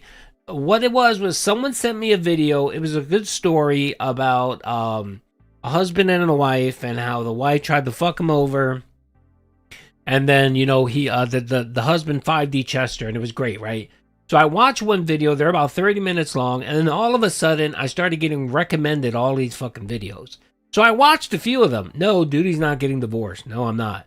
So I started watching a few of them, and some of them are interesting. And of course, not only narrative TV gets on my feed, I start getting Green Glass, and then I start getting narrative stories, and it's whatever. Some of it is okay, some of it is funny, some of it is good. But as you can see here, I got like 6. I got 4, and I watched 1. So 25% of the content they recommend I watch. Okay, all right, dude, he's not getting divorced. Stop spreading fake rumors. That's fake news. So watch the full review, but just not a very good game. Now, because of that, okay, lots of people showed up to watch, but after like an hour, 2 hours, people were like, what happened? This game is so boring. And sadly, the support completely dried up. So I think I made like $80 on the game, and that was it. Now, I did an experiment. I'm going to explain this experiment to you tomorrow on the Level 1 podcast. So everyone remind me tomorrow on the podcast, say, Phil did something different with this Crizzle stream. All right? It's something that I probably want to do moving forward, but I don't know if it's going to work, and I want to run it by everyone. I did do it during this stream, and it distinctly made the stream feel different. But we'll see. All right, I'll talk about it tomorrow on the podcast. It's a topic that I want to discuss. But okay, the only difference again is he didn't beg. Unless someone knows something else. I watched the playthrough. I didn't see where he did something different or magical. Well, did he not snort? Did he mute the mic every time? Did he not fart? Like I don't get what he did different. He basically sat there. He did a walking sim horror game and didn't get any support for it. So what did he do different? The only difference is he didn't fucking beg. He didn't beg. So, I don't know. Maybe I'm wrong. Maybe he'll come out today and say, oh, I didn't turn on my RGB lighting. And that was, that was different. And I think I'm going to proceed going forward. I'm not going to turn on RGBs or whatever. I have no fucking clue. But again, it makes sense. I think he's going to go the route of he didn't beg. And how, and then too, you got to look at how he's been doing recently with his streams. the support dried up. The support's been really dried up. I mean, half of his streams, he's not hitting his non-goal. So, you know what happens to Phil? Whenever Phil sees a trend, as he likes to say, see a trend, he's going to make a big stink out of it. So I think today it's going to be that. He wasn't wearing pants. He's done that before. He used to stream in his pajamas, in his Zelda pajamas, and then when people made fun of him, he stopped doing that. Notice a pattern with Phil. If you mock him enough, he stops doing it. So he can alter his behavior. It just takes a long time. So, I only raised like $80 on this stream. Okay. Oh, so that here it is. It made the stream feel different. Here it is. It is. Okay. All right. So everyone remind. Okay. The reason why I believe it's going to be about not begging is because as soon as he makes this statement, he goes into how much support he got. Me tomorrow on the podcast. Say, Phil did something different with this Crizzle stream.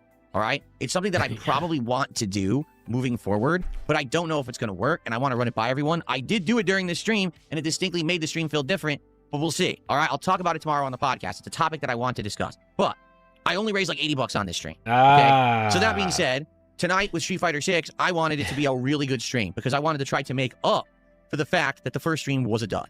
All right. Tonight in Street Fighter 6, I played with Dalzim. Now we all know what happens when you play with Dalzim in Street Fighter 6. Okay, no one cares. And what he did was he begged. He was nonstop. As soon as he came on, he started talking about, let's get some support, let's get some momentum. He straight up begged, okay? So this non-begging thing was just one fucking episode, right? So I guess he's gathering data for his hypothesis, right? So my guess here, brother, is that he's going to do this nonsense about, king snaking, 5D chess. He did this because he knew detractors were going to... he'll probably say some shit like, I wanted to see if... this is an actual theory right here. He might say, I wanted to see if live stream fails were going to be hypocrites and not posters. You see, you know how he always says, see, my detractors always post my worst moments, right? They never post a time where I beat a master Dalzim or something, whatever the fuck he wants praise for, right?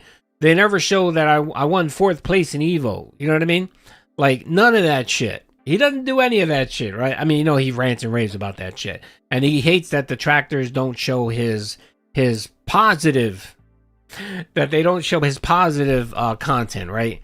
So I have a feeling what he might do is he says, this is some bullshit. This was some test where he wanted to see if live stream fails would show that he didn't beg. And you see, guys, they didn't show that I didn't beg, so they're hypocrites and they're liars. And I proved my point, so I'm the king snake. And I think that's what it is. That's what it's going to be. I think he's going to talk about how he didn't beg, and this was some social experiment to see if live stream fails would be honorable people, to see if they're honorable detractors, right? He wanted to see if they were honorable detractors. And they failed because they didn't post the video where he didn't beg. I have a feeling that's what it's going to be. Now, he can't say Duty didn't do that because I posted a video. Duty posted a video. Here's my video right here, folks. And I specifically said right here, DSP's No Beg Chisholm premiere stream. I said it, and then I actually notated, I said, after being embarrassed by live stream fails, no go. So I think I hit it on the nail. I think this is what's going on. I think this is some 5D chess bullshit to try to own live stream fails. I think so. What do you think? Let's do a poll. It's time to do some interactive style content. So I'm gonna start a poll. What will Phil announce today? All right, so it's gonna be experiment.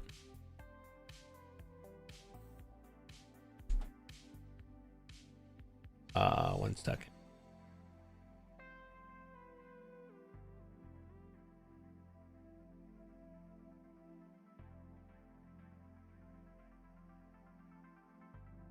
Okay, so it's gonna be experiment, detractors, experiment, live stream fails.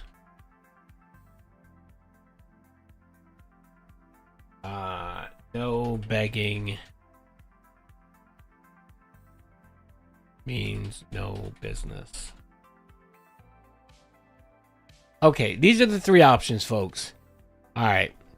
So the options are, what will Phil announce today? Is he going to say this was an experiment for the detractors to try to own the detractors? Or is he going to say it's an experiment to own live stream fails? Or is he going to come out and say the no begging means no business?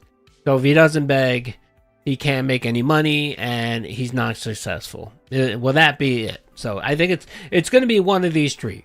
But I have a feeling all this was just some stupid ass experiment that he's going to try to own and use it against people and claim that it was some type of, master plan. So I'd like to hear your thoughts. So far it looks like no begging means no business is in the lead with 50%. And then the second runner up is experiment live stream fails. Yeah, it's one of those. It has to be one of those. Because I can't think of anything. No. Well, potentially it could be all three. I should have added an all three option. Oh, well, that's fine. It's going to be a mismatch of all three. It could be because the podcast is going to be 2 hours long. And of course he rambles on. You know what I mean? Like he'll state the history, which will take 10 minutes, right? And then the next 5 minutes he'll state his point. And then the next 15 minutes or 20 minutes will be him screaming at the tractors, right? And then the next 30 minutes will be him cycling back and repeating what he said. So right there, that's 2 hours right there. And then of course he probably won't get any support, which will piss him off even more, because he normally thinks that he should get more money when he does these type of podcasts, because of course they're business segments. So there you go. All right. I think we beat that. Enough. We really did. Money. Subs. Ultimate, thank you, brother. I can give That's today okay. again. The disability check hasn't cleared yet, and I feel bad. But brother, maybe I can support tomorrow. Brother, upside down face emoji. That is upside okay. Down face emoji. Upside down face emoji. That is okay, brother. Okay, that's okay. Duty understands that the disability checks only come in once a month, man. I am a beloved streamer, brother. I understand, okay? All right? But I will be checking to make sure you're here tomorrow and donating, okay? If not, there's going to be some serious problems. No, brother, thank you. I appreciate you being an Iron Chef Sakai investor, brother. That's one of the top tiers. You're like an extra amazing member. Good Lord. That's like almost to the toppy top. So thank you, brother. I appreciate that. All right, shut up and move on. All right, what's up, Warren? How you doing, brother? I haven't seen you in a bit, man. I hope you're doing well. All right, real quick, the one thing I do want to cover is apparently DSP decided yet again to slander an urban style individual by the name of the Cannon Brothers, and I don't get this, man. I really don't get this fucking hate with the Cannon Brothers. Seriously, I mean, the only thing I can think of that they did to personally offend Phil, which I don't even think they fucking did, is that they banned them from the SRK forums.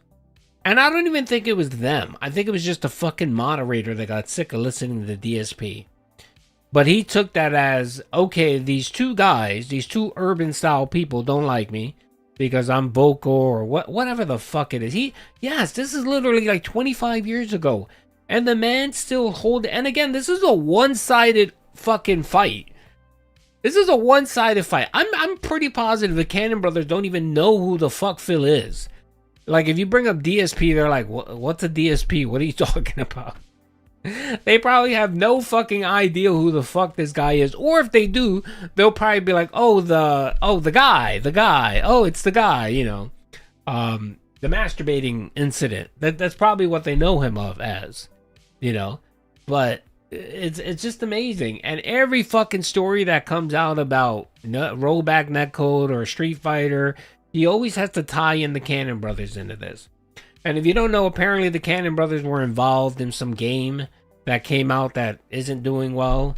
And apparently Phil decided it's time to gloat, right? I guess gloat about this and show how despicable the Cannon Brothers are. I want to watch this because it's insane. Just hearing this man rant and rave. And I don't know what it is. It seems like he despises successful people. Anyone that makes more money than him is a problem. And if you're urban, that's even worse. You know what I mean? Because I don't, like, who is it? The Microsoft CEO, whatever, right? He hates him. He hates Elon Musk. He hates the Cannon Brothers.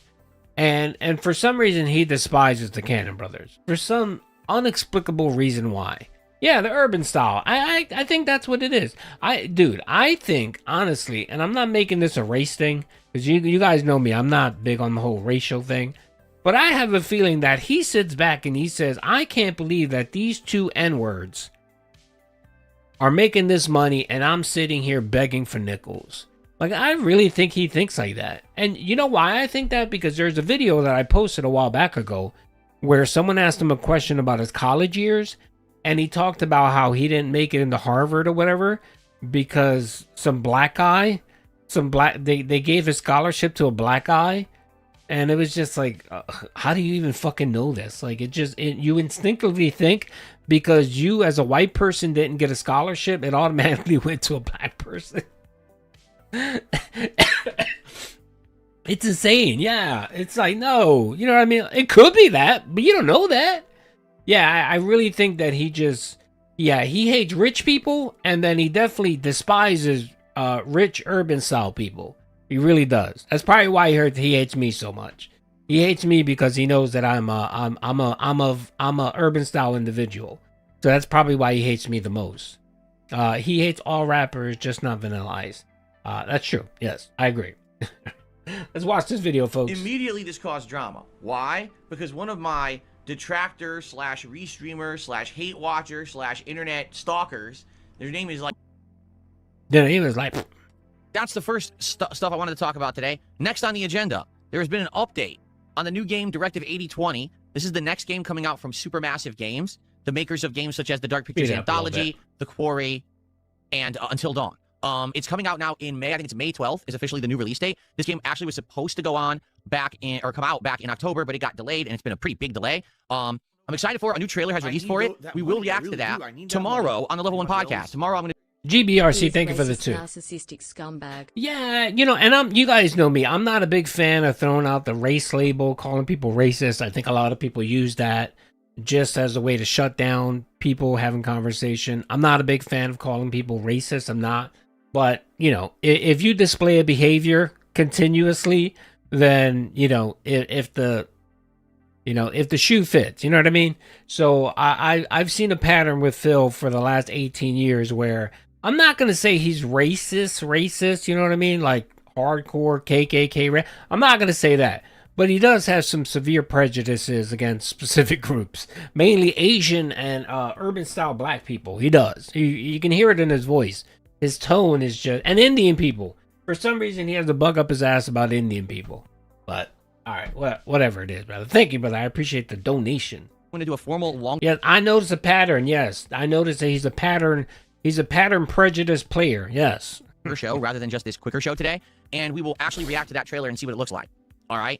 It's looking good. Casual I'm excited racist. for that. I like reacting to trailers, and this game is right up my alley with the horror themed and Yeah, he reminds me of your grandfather, where you know what, he's not really a racist, but he says some shit that is like it makes you a little like but deep down the man isn't a racist. He's just from a different generation. That's DSP. Story elements where you can choose and try to keep everybody alive based on your choices. Casual racism. That should be a good one. I hope you'll be here tomorrow on the podcast, and I'll react to that trailer. We have an update regarding a game that people have asked me about for quite a long time. It's called 2XKO. This is the... Now, real quick, I differentiate a racist from someone that's prejudiced. I think there's a difference. Someone that's racist that just straight up hates a whole group of people, that's one thing. Being prejudiced, you could be prejudiced because you have certain stereotypes you believe about certain groups or people or whatever. I get that. I think there's a difference. When you call someone that they're prejudiced versus there's two bigger things. And I try not to label people as racist because that has bigger connotation that I don't think, most people don't fall into that category. Do most people have certain yes, I have certain prejudices. Everyone else does. You know what I mean? It's just a common thing. So again, I want to differentiate the two between calling someone a racist and calling someone prejudiced. So I think Phil falls along the line of he's prejudiced. Fighting game by Riot Games. That's right. It is the League of Legends 2 versus 2 fighting game. For those who don't know, this game was announced 10 years ago. Yes, I have a short about it. Said once if it ain't white, it ain't tea, right a D laugh, sorry, do yes. he's out and out. Yes, thank you for the 5. I actually have a short. If you will probably remind me to watch it. I have a short where I accentuated the thing and I put it. I did a reverb, and all you hear is Phil yelling, "If it ain't white, it ain't right."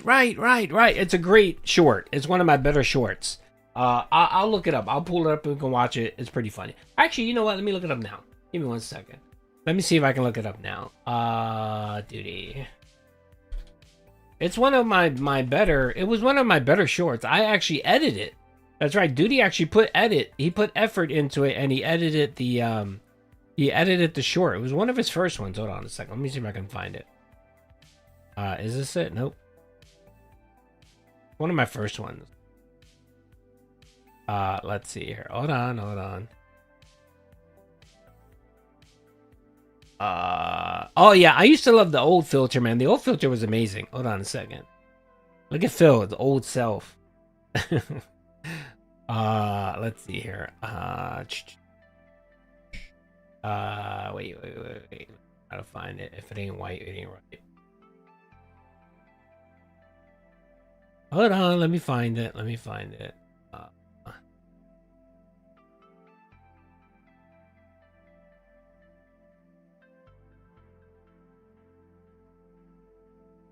Hold on. Oh, what did I do with it? I don't. It was a good one, man. It was one of my better ones. If it ain't white, it ain't right. What the fuck I do with it? All right, you know what? I'll look for it. I know it's on my channel. I saved it. It's called "If It Ain't White, It Ain't Right." I think I called it DSP being racist or some shit like that. It's on my short. All right, let's go back. Sorry. I didn't mean to derail. Is this it? In 2016, this game has been under development for 10 years. Executive producer Tom Cannon, who is one half of the infamous Cannon Brothers, the people who started EVO, the National Fighting Game Tournament Championships here in the United States, who used to run Shoryuken.com, the major website where everyone for fighting games would post and talk about their tournament results. Okay, so this guy is incredibly prominent in the fighting game community, and Riot handed the reins over to this guy to develop a Riot Games fighting game. He's jealous. Well, over the last 10 years, this game has changed form tons of times. So you could say it's been in development hell, per se. Originally, it was supposed to be a 1v1 Street Fighter-esque fighting game, just starring the heroes of League of Legends. Then, the game changed focus to be a 2v2 team-based game. Then it changed focus to, instead of being like a Street Fighter game, now it's a... Alright, let's see.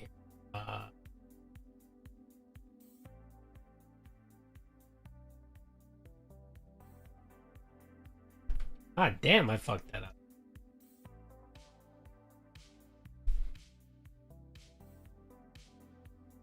Is this it? I just moved to another state. Any Oh, advice? here it is. Well, Mariah, what ethnicity are you? That's the question. Is this one it? No, this one isn't it. Why do I need to know that? Is this one it? I don't need to know that.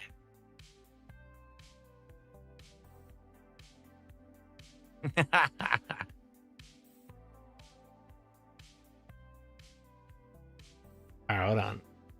If it ain't white, it ain't right. I think you know what? I think You're white as fuck?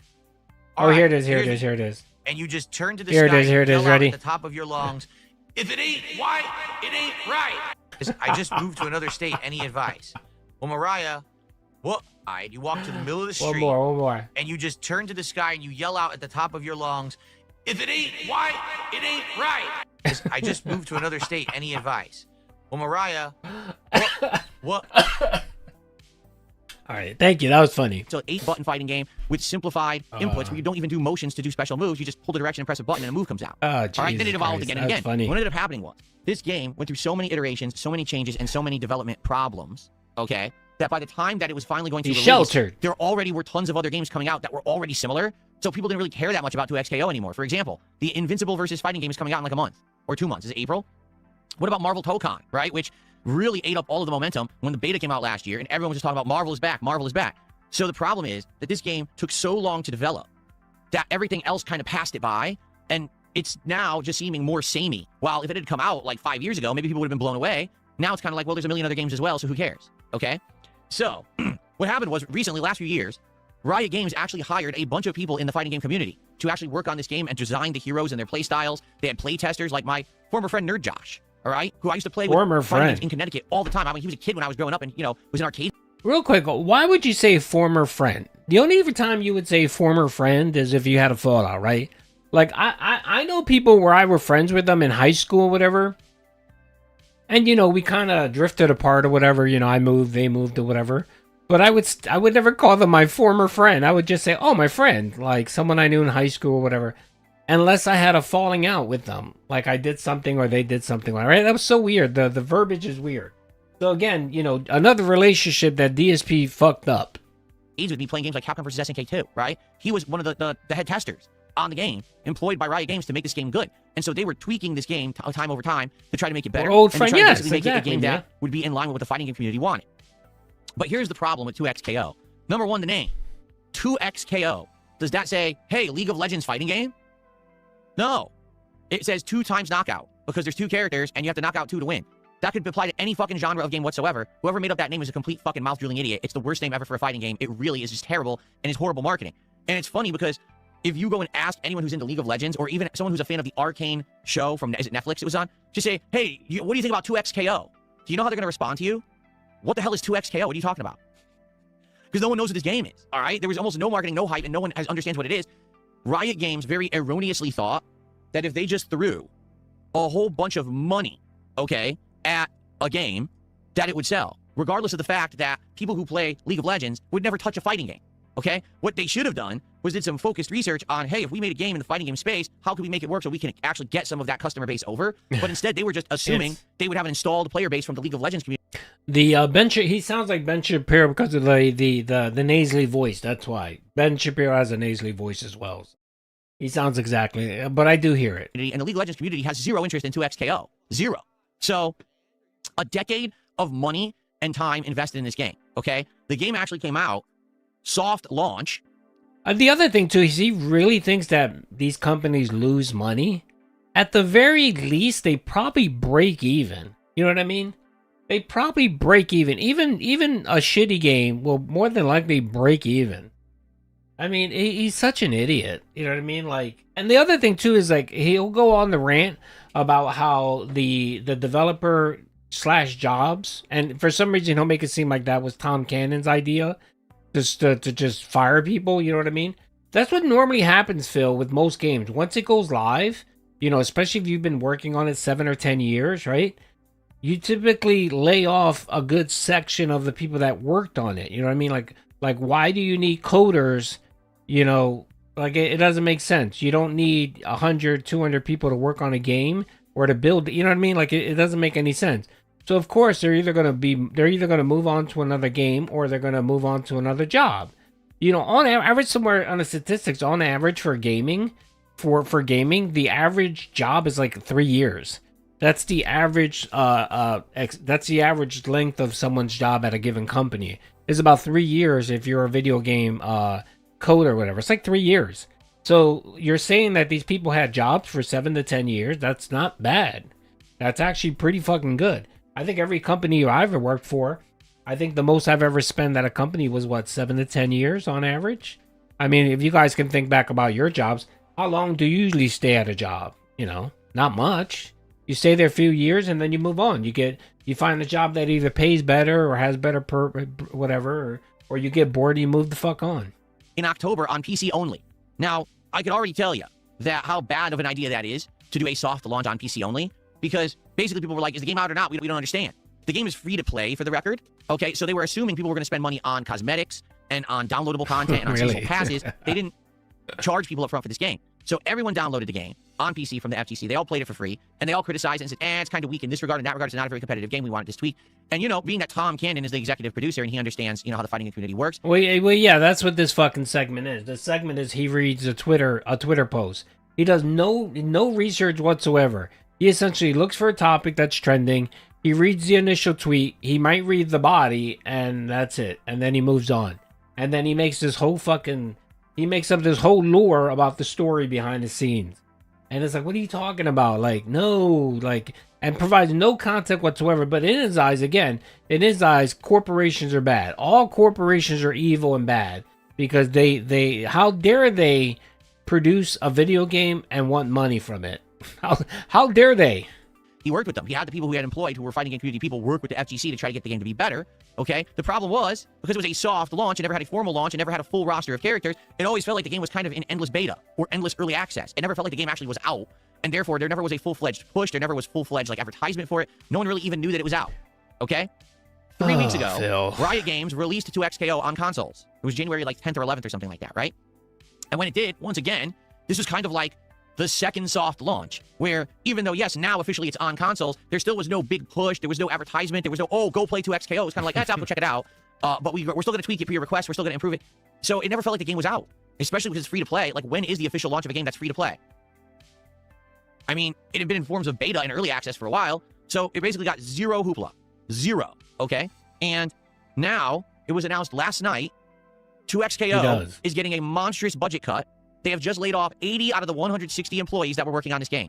Half of the dev team has been laid off, pretty much including every single person from the fighting game community who they had employed to make the game, have all been made unemployed. Okay, Phil. He makes it seem like 80% of the fucking workers got laid off. No, they laid off half. And again, what did they work on specifically? Phil doesn't look at that whatsoever. Like, he expects what do you expect, Phil? Do you expect a company to pay an employee when there's no work for them? And then this is the same idiot that complains that video games are too expensive. Oh, how dare Microsoft raise the price of Game Pass? How dare they raise the price? Oh, but how dare they fire these people? You know what I mean? Like, he literally has no concept of economics. Like, he doesn't understand economics. I mean, this is a fucking finance major. This is a man who got a bachelor's degree in finance, and he doesn't understand basic economics. He does not understand the fucking concepts. But again, a lot of this isn't about understanding anything. It's about him grifting a topic. That's what it is. Oh, yeah, the 1%. Oh, the poor. Oh, companies are evil. You know what I mean?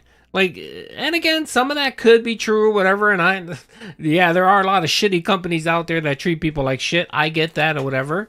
But, you know, I can look at this and say, all right, the game got pushed into whatchamacallit. People are playing it.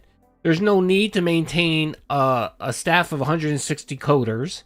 You can probably do the same job with, say, 80. They probably realize, okay, there's really no big future in this game. It'll probably have a player base and it'll probably die out within a year or whatever. So why are they going to continue paying more? You know, like it just makes no sense. It's like the Anthem thing. I remember when Anthem came out. Remember Anthem? EA Anthem? That shit was a fucking dud. That shit was a flat out dud, and I knew it was going to be a dud. And when they were talking about, no, you know, we're going to improve it, and we're going to relaunch, I was like, that shit's never going to happen. And it didn't. They ended up laying off a whole bunch of people. They kept a small population of people working on the game. They had one release after that, and then they just let it play. And literally, like 3 years later, they killed the game. They pulled the plug and said, okay, well, nobody's really playing it. Why are we paying for servers? There's no point in playing the fucking game. And they pulled the game. Okay. I don't know. Anyway, but he's going to continue, and somehow he's going to find a way to blame the Cannon brothers. Okay? The official post from the 2X. Yeah, there was no content. Yeah, exactly. Again, and I think a lot of that, what it was with Anthem, I think what they should have done with Anthem was they should have, the problem with Anthem was that it wasn't what they promised, one. And the other thing too is that they should have delayed the game. They should have delayed the game for another 6 months or a year and then pump it out a year later, but they didn't want to do that because of their stockholders. 2XKO, dev team is basically the game is underperforming massively. Yeah, it's not making money at all. And therefore, they're not going to cancel the game. They're not going to close the game or anything like that. But they just can't afford to employ all these people anymore. So they have to lay off everybody. Yes. So they said, don't worry, the game's going to continue to exist. And we are going to do dev updates and things for it for your requests and your feedback. But I'm telling you right now, I bet you Anthem made the money. Maybe not a lot of money, but I bet you Anthem made the money. And he doesn't see that here. Like, even this game, this 2K, whatever, if they can get a year out of it, you know what I mean? They can slap a battle pass or something on it. They'll make money because you have a segment of the population that likes to fucking do microtransactions. You of all people know this, DSP. I mean, you played a fucking mobile game for how many years? and pumped in how many hundreds of $1,000s in microtransactions. So if you, brother, of all people, even you say yourself, the game is fucking trash, right? WWE Champions. But yet you got so addicted to it that you decided to play for almost 8 years and put in nearly $300K into a fucking mobile game. We just can't employ these people from the FGC anymore. So they laid them all off. The FGC replied pretty much exactly how you thought they would respond to this with, are you kidding me? The game has only been out for 3 weeks. We're barely getting a handle on it yet to see if we even like it or if it's going to have a long-running, season or whatever. This is ridiculous. Like, why on earth would you do that? This doesn't give us confidence to invest time in this game. Like, why should we keep playing your game if at any moment now you could just shut it down, right? You got to understand the FGC, okay? They're constantly juggling different games and schedules. They have to travel to play these games. They're playing online in sets and tournaments. Time is very valuable. I think what Anthem should have done was I think they were trying to do Destiny, and they failed at it. And again, at that time, Destiny was pretty big. So it's like, oh, okay, you're trying to copy Destiny, but then it's not even as good as Destiny. I think that's what really happened with Anthem. And the other thing, too, is that their single-player campaign was just trash. I can tell you right now, as someone who used to play competitive fighting games at a high level and travel to play them, the number one issue is time. 100%. Like, you need to be traveling constantly, but playing and also getting a wide variety of experience and practice against a wide variety of players. You can only do it with so many games with so much time. If you're asking the FGC to invest... And by the way, the FGC... Well, I don't even know what he's talking about with the FGC. Yeah, that's right. The FGC were employees. They didn't work for the company. If anything, they were probably fucking testers. Or they were consultants. And a lot of times, their pay was probably... You get the game early. And you get to play the game in beta or whatever. I don't fucking know. It's insane. We don't know. But of course, he doesn't want to run with that narrative because all he sees is company bad. They laid off employees. Let me use this as some grave. Oh, and the Cannon brothers are attached to this. Let me do this whole fucking 15-minute rant about how the Cannon brothers are evil people. Their time into XKO. What confidence do they have that it's going to be worth their while if you just laid off half the dev team? You might forget it. We're just quitting the game. We're canceling the game now. But now we invested all this time in it. So basically the FGC is like, yeah, we're pretty much done with this. Like, there's no reason to keep playing it. Because how can we have confidence that anyone will ever, play this game long term? It's just not worth our time anymore. So essentially the game is dead, even though it's not. They already killed themselves. Like, they already committed suicide. And everyone now is yelling at Riot Games, like, why did you do this? And it's like, you kind of saw the writing on the wall. First of all, the moment 10 years ago here it is. That it was announced that they were making a League of Legends fighting game, I was like, why? What's the point of that? What makes them think that this game would ever succeed? Despite the fact that I have personal issues with Tom Cannon from our interactions back in the day. So all of a sudden he needs to tie it into himself. This whole story was just him to tie it into himself. In the history I know of how this guy ran his businesses, ran his tournaments, really kind of messed up stuff there. Again, Phil, what are these messed up things that you're talking about? By the way, I don't really know much about the Cannon brothers. I have a high level. I've never had any interactions with the Cannon brothers. But from everything I've ever read, everything I've ever heard or seen from other people in the FGC, no one has ever said a bad or negative word about these two men. I've never heard anyone proclaim or state that they've defrauded them, that they cheated them, no one in the FGC community, no one that's had dealings with them. And again, Phil, brother, they're still in the community and well respected. You're not. Why is that? The reason Dragon Quest is failing. Yes, of course. Yes, Tony Cannon. Yeah, he said that he liked the game on a tweet, and it ruined Dragon Quest. Thank you for the 279, brother. I appreciate it, Radical Jaws. Yes, everything is it's just ridiculous because again, it's just like his fighting game complains about drop inputs, netcode. No one, literally no one bitch him and LTG, the two locals of the internet, right? They're the only two people that complain about netcode, and not even I've never really heard LTG complain too much about netcode. He does complain about lag and shit like that, but I don't think he's really complains about netcode unless anyone knows. I don't follow LTG like that, right? I don't really follow LTG like that. But as far as I know, those two are the only two locals that complain about netcode or whatever the fuck, right? And it's like, bro, what are you talking about? Like, dude, I go on the Google searches. I've been on a couple fighting community forums, and I type in the name Cannon Brothers. I've never read a negative thing about them. Never heard a negative thing about them. That's not even the problem with the game. The game is that on a Yes. concept level, the game doesn't make sense. Right? They'll be like, oh, we're going to make an Overwatch fighting game. Why? Why are you doing that? Just make a fighting game that's good. It doesn't have to be Overwatch. You know what I'm saying? Like, you're trying to basically sell the game just because of the characters in it rather than the game itself. And that's really what happened is they had the premise of selling a League of Legends fighting game, but they didn't have a game yet. Like, they didn't have a concept of what it wanted to do. Is it Street Fighter? Is it a team-based fighter like King of Fighters? Is it a tag-out game like Marvel? Is it going to be an actual straightforward fighting game? Or is it going to be more mash buttons auto combo game? Or is it going to be a game that doesn't even have motion inputs? And they just kept changing their ideas or in a big circle all around for 10 years. By the time the game is ready to come out, no one cares because everything else has already surpassed it. It is textbook gaming development hell. And I hate to say it, the guy in charge, his name is Tom Cannon. There's one finger to point towards one person on how this happened, okay?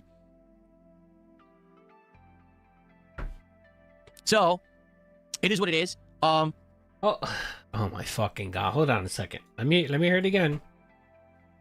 There's one finger to point towards one person on how this happened, okay?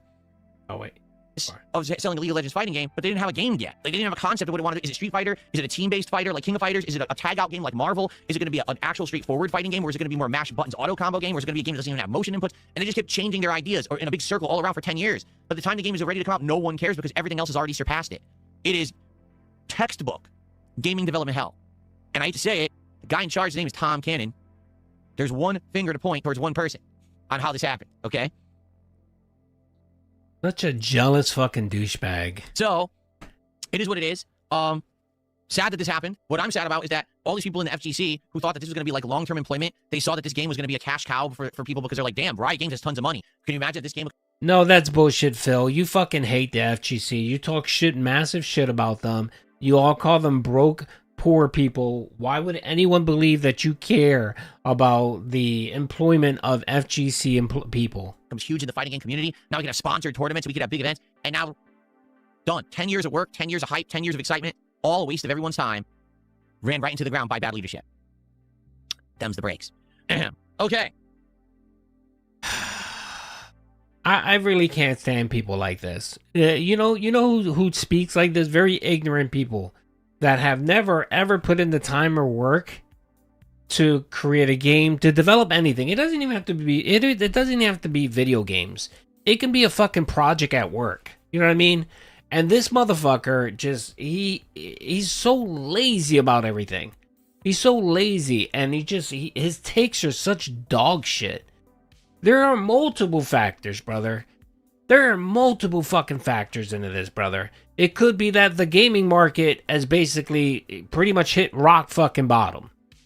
How about that? How about that? How about every game, every concept has already been done 1,000 times over, and people are probably just tired of the same bullshit.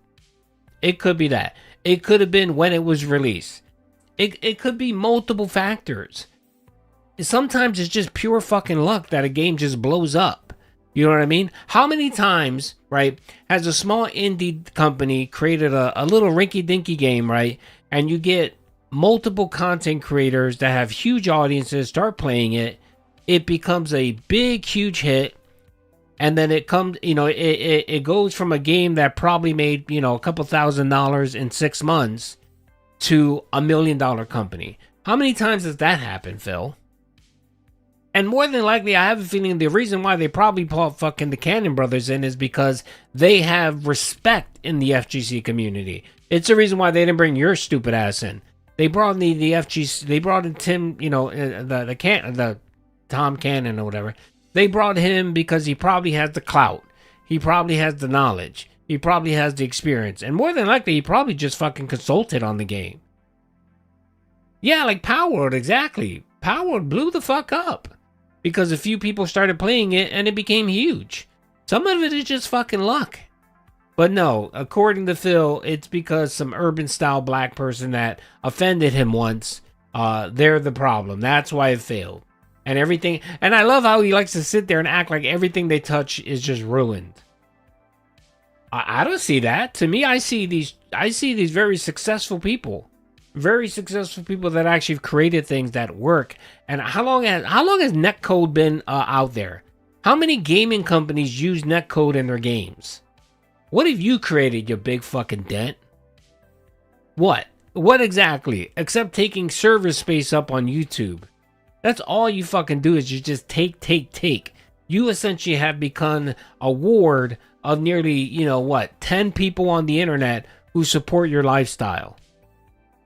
This fucking guy, man. I think he continues. Let's see if there's more ranting and raving. Well, that's the story of 2XKO. Now, the thing is, it might not actually be canceled and done, but I can't imagine that the fighting game community is going to put any faith in this game and invest time in it when it literally could be canceled at a moment's notice. So we'll have to see what actually happens. But the truth is, I was never going to play it because of my personal issues with the cannons to begin with. So now that the game is failing, it's kind of like, well, now I'm really glad I didn't try it, because that would have been a complete waste of my time, because the game's going to be dead.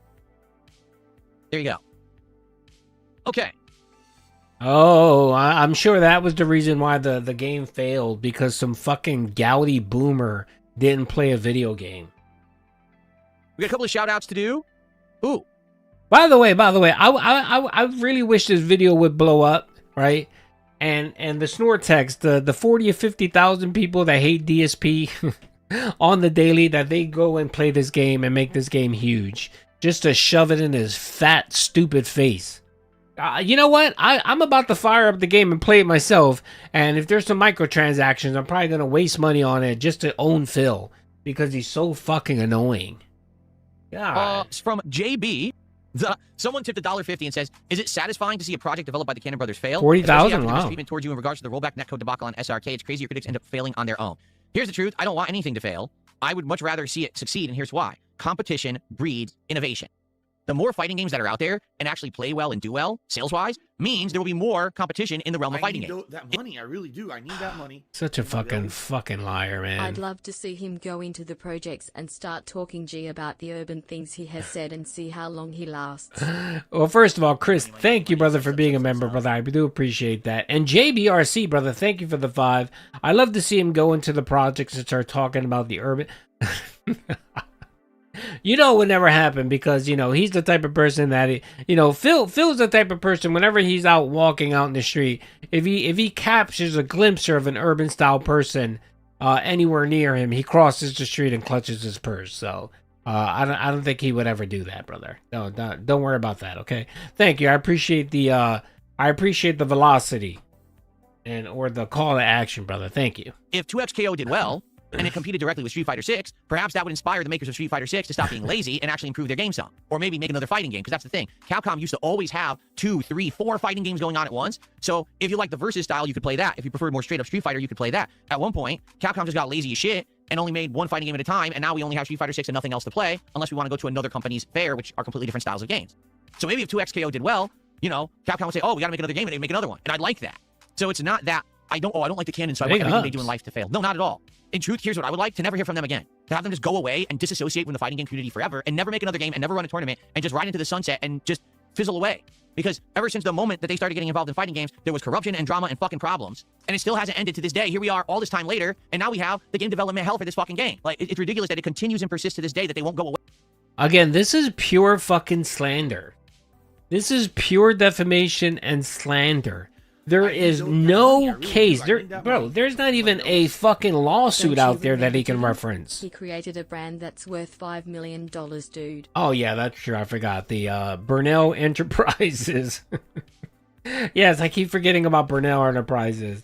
Wasted, brother. Thank you, brother, for the 5. I appreciate it. Yes, a $5 million brand that gets 200 views on a video. Yes, he's a very successful streamer. Good God. Thank you, brother. I appreciate the 5, Wasted. Again, this is fucking slander. Really is, man. It's just slander. There is nothing out there. There is literally nothing out there. Hold on a second. Let me see here. Let me see. Money, subs. Let me see here. I want to pull something up. Money, subs.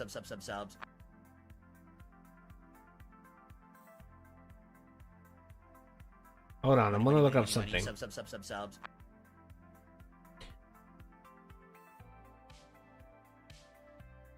Money, subs. Okay, here it is right here. This is what I wanted to look up real quick. All right, so I did a quick Google search. Again, yes, I know this is just a quick Google search. I know, but still. And Alex, thank you, brother. Alex, thank you for the velocity. Thank you for the momentum, brother. I appreciate that. I got 5 gifted subs. You get a clap for that. Thank you, brother. Make sure to thank Alex for being so generous. Thank you. I appreciate that. Okay, right here. Let's see here. I looked up FGC Cannon Brothers legal issues. Okay, just a broad search. Based on the available information, there are no reported legal issues, lawsuits, misconduct, allegations. This isn't even law. These are allegations regarding Tom or Tony Cannon, the brothers known for developing GGPO and founding Evo. They are respected figures in the fighting game community, FGC. There you go, brother. There you go. There's literally nothing on Google search, not even a fucking hint where someone said something bad about him. Not even at all. All right, you know what? Let's do DSP, Phil Burnell, Tony Cannon. Let's see here. The only thing out there is Kiwi Farms, apparently just listing all the bullshit DSP's thrown his way. Yeah, that's it. That's it. But there's literally... Get the fuck out of here, man.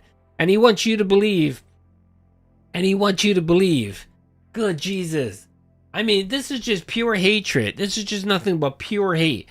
And the fact that he literally just fucking slandered the person. Said, oh, they're corrupt. I think didn't one time he say that there was an issue where they wouldn't pay out the full amount for the prizes on the FGC, so you would have to buy it, like you would have to pay an entrance fee, and at the end of the whatchamacallit, you know, they do first place, second place, third place, and each person was supposed to get a cut, right? A set amount, their reward, the reward for winning. Didn't he claim that they would lie and steal money and not give them the full amount? Didn't he say Justin Wong, where Justin was supposed to win $2,000, and the Cannon Brothers came and said we're only going to give you $1,300 or some bullshit like that? It was what Justin Wong supposedly helped him get the full prize. Oh, it's just fucking nonsense, man. Pure fucking nonsense. What a fucking liar, man. Yeah, he said that they were skimming the top. Yeah, I'm sure they were. And I'm sure it never came out. I'm sure no one pressed any charges. I'm sure no one decided to sue them. I'm sure that's what happened. Because, of course, the Illuminati and the Cannon Brothers control everything. Them and, I don't know, the Jews. That's right. The 12 bankers. The 12 Jewish bankers. The 12 Jewish bankers, the Illuminati, and Tony Cannon, the Cannon Brothers, run the world. That's right. And DSP is out here yelling and screaming, trying to get the correct information out. Fucking God.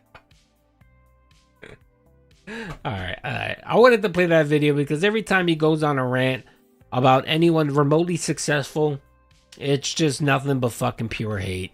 It's pure hate and pure fucking venom, and none of it is even fucking true, man. This fucking guy. With your Jews and everything. DSP's, yeah, he's getting the truth out there. That's right. Tinfoil hat motherfucker. Good God, man. All right, hold on a second. Okay, all right. So we covered the Cannon Brothers. We covered the new announcement. Either Donut, thank you, brother, for thank you for being a sub. That's right. You either subscribe, donate, or get the fuck out. Let's see here. Oh, I did post the other day where apparently Phil is trending yet again on live stream fails. That was funny. After wasting 20K, DSP would like to spend. Oh yeah, I posted the video where where someone gave him a whatchamacallit about if someone gave him $100,000, what would he change on his setup? And literally after spending 20K, he started talking about rebuying a new PC, rebuying a desk. It's just like, okay, that tells me you didn't put any thought or planning into what you bought previously. And if someone gave you money literally today, you would just waste it on more shit that you already have. Because, of course, poor planning. Fucking guy. All right, let's see here. Hold on a second. Did we cover the digital artwork thing? Did I cover that? I don't think I covered that. I don't think I covered the digital artwork. Did I cover that story? I don't think I did. Let's see. Hold on a second. What is up, everybody? It's your boy Duty. Back again. Oh, wait. I thought I put a clip about it. Hold on a second.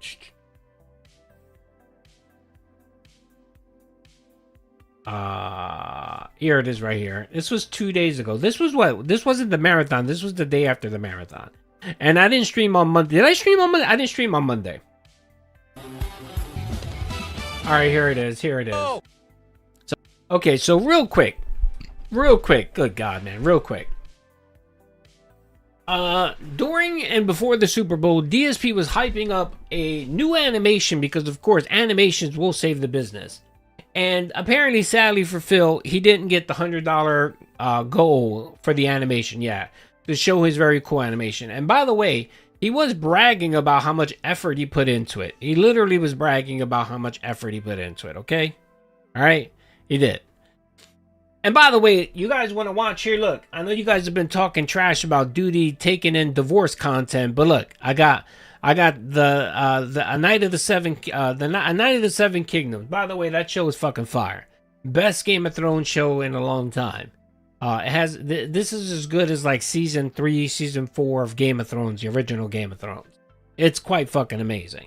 It's a great show. If you haven't watched it, watch it.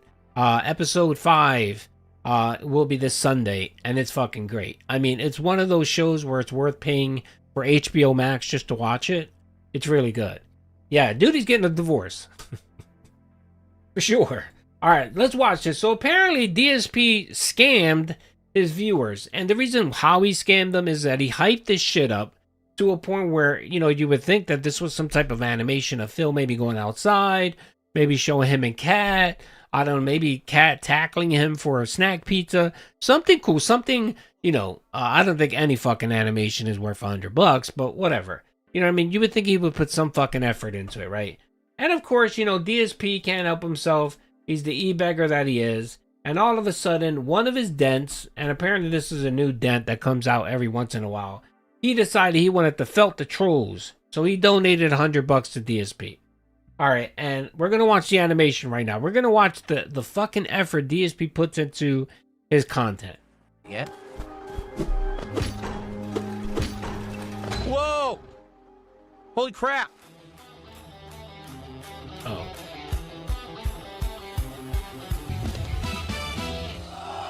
Yeah! A full-on $100. I'll play the animation again because we'll probably never see it again. Thank you to Cuckoo for Cocoa Puffs for a $100 super chat. Says, enjoying Hollow Knight streams. Thanks, Phil. Enjoy the animation, everyone. There you go. Very, very nice. I'm just going to replay it if you hear the music again. And let's get that on the leaderboard. Thank you so much, man. Amazing. Yeah.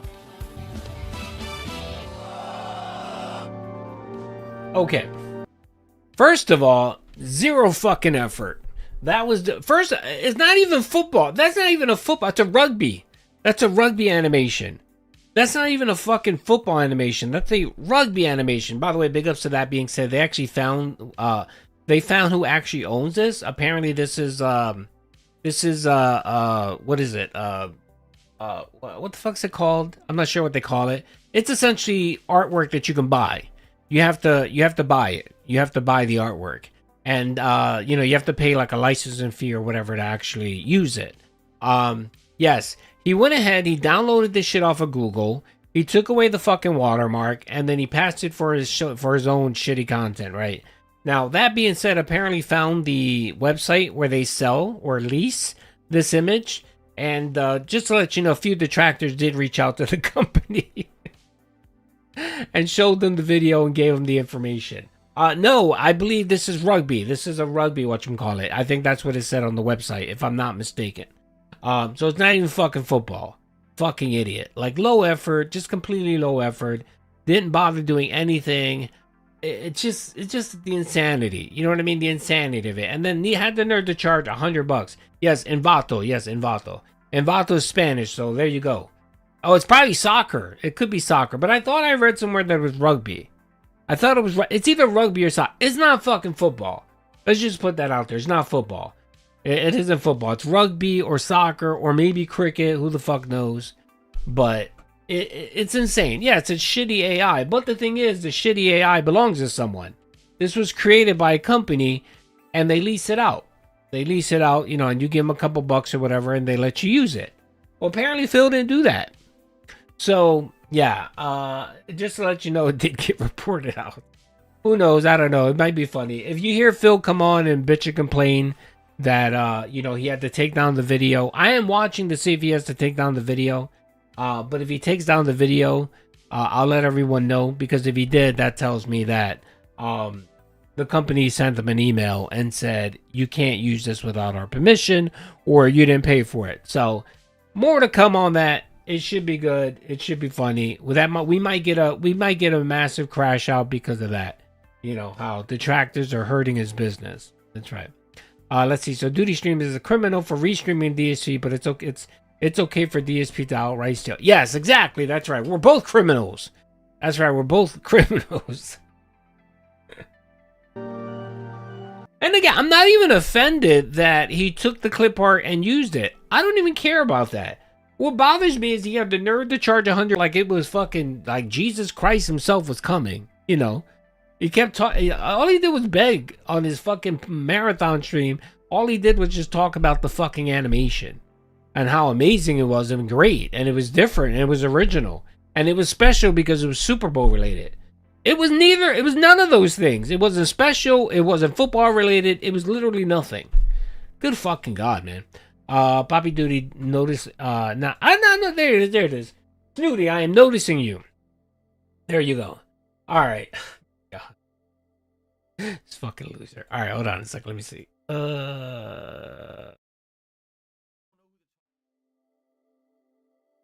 Wait, there was something else that I wanted to watch. I think we watched this. Did we watch the Massive Crash Out? I don't know. Did we watch the Massive Crash Out? It was 4 days ago. I think we... No, let me see. What's today's date? Today's Wednesday. So this would have been, what, Sunday? Let me see. Garrett, thanks for a £5 super chat. He says if you play Marvel This was Space Friday. Invader... Okay, this was Friday. We didn't get to watch this. So this is Phil crashing out over low support. Oh, this is where he says he owned Down from the Rafters. So I think, did we cover this? I don't remember, man. There's so much shit coming out. When you start the story mode, the game recommends which 2 characters to use in each level. Oh, does it? Yeah. By the way, the Paladin, just to let you know, if you really want to get if you want to get some really in-depth knowledge about DSP and everything that's happened to him, Ex Mortis has, I think, like a 20-part documentary. Ex Mortis, just Google Ex Mortis. Yes, there you go, dirty there. Ex Mortis, man, a beggar's journey, brother. There's like 20 videos. They're all about maybe like 30 to an hour long, but they're fucking great. They're great videos. They're digestible. They're good fucking content. Like when people ask me, who should I watch to understand DSP and everything that happened? Ex Mortis. Like, just put that shit on. Dude, he has a playlist. You hit that playlist to play and you just listen to it. And you'll be shocked at how much of a scumbag DSP is. If you don't want to put that much time into it, I think June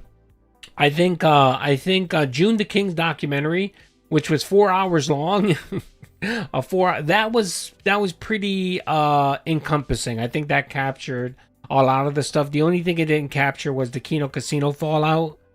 But there is a lot. And again, I think Ex Mortis does cover Kino Casino. So if you want to know all about that, Ex Mortis. Shout out to Ex Mortis. That's right. Ex Mortis is the N-word. That's right. He's my N-word. So we're currently at 234. Like I said, if you guys get me to 300, I'm good. Why do keep people... I don't know. There's a handful of people that people just don't like me. It's all good. It's all good.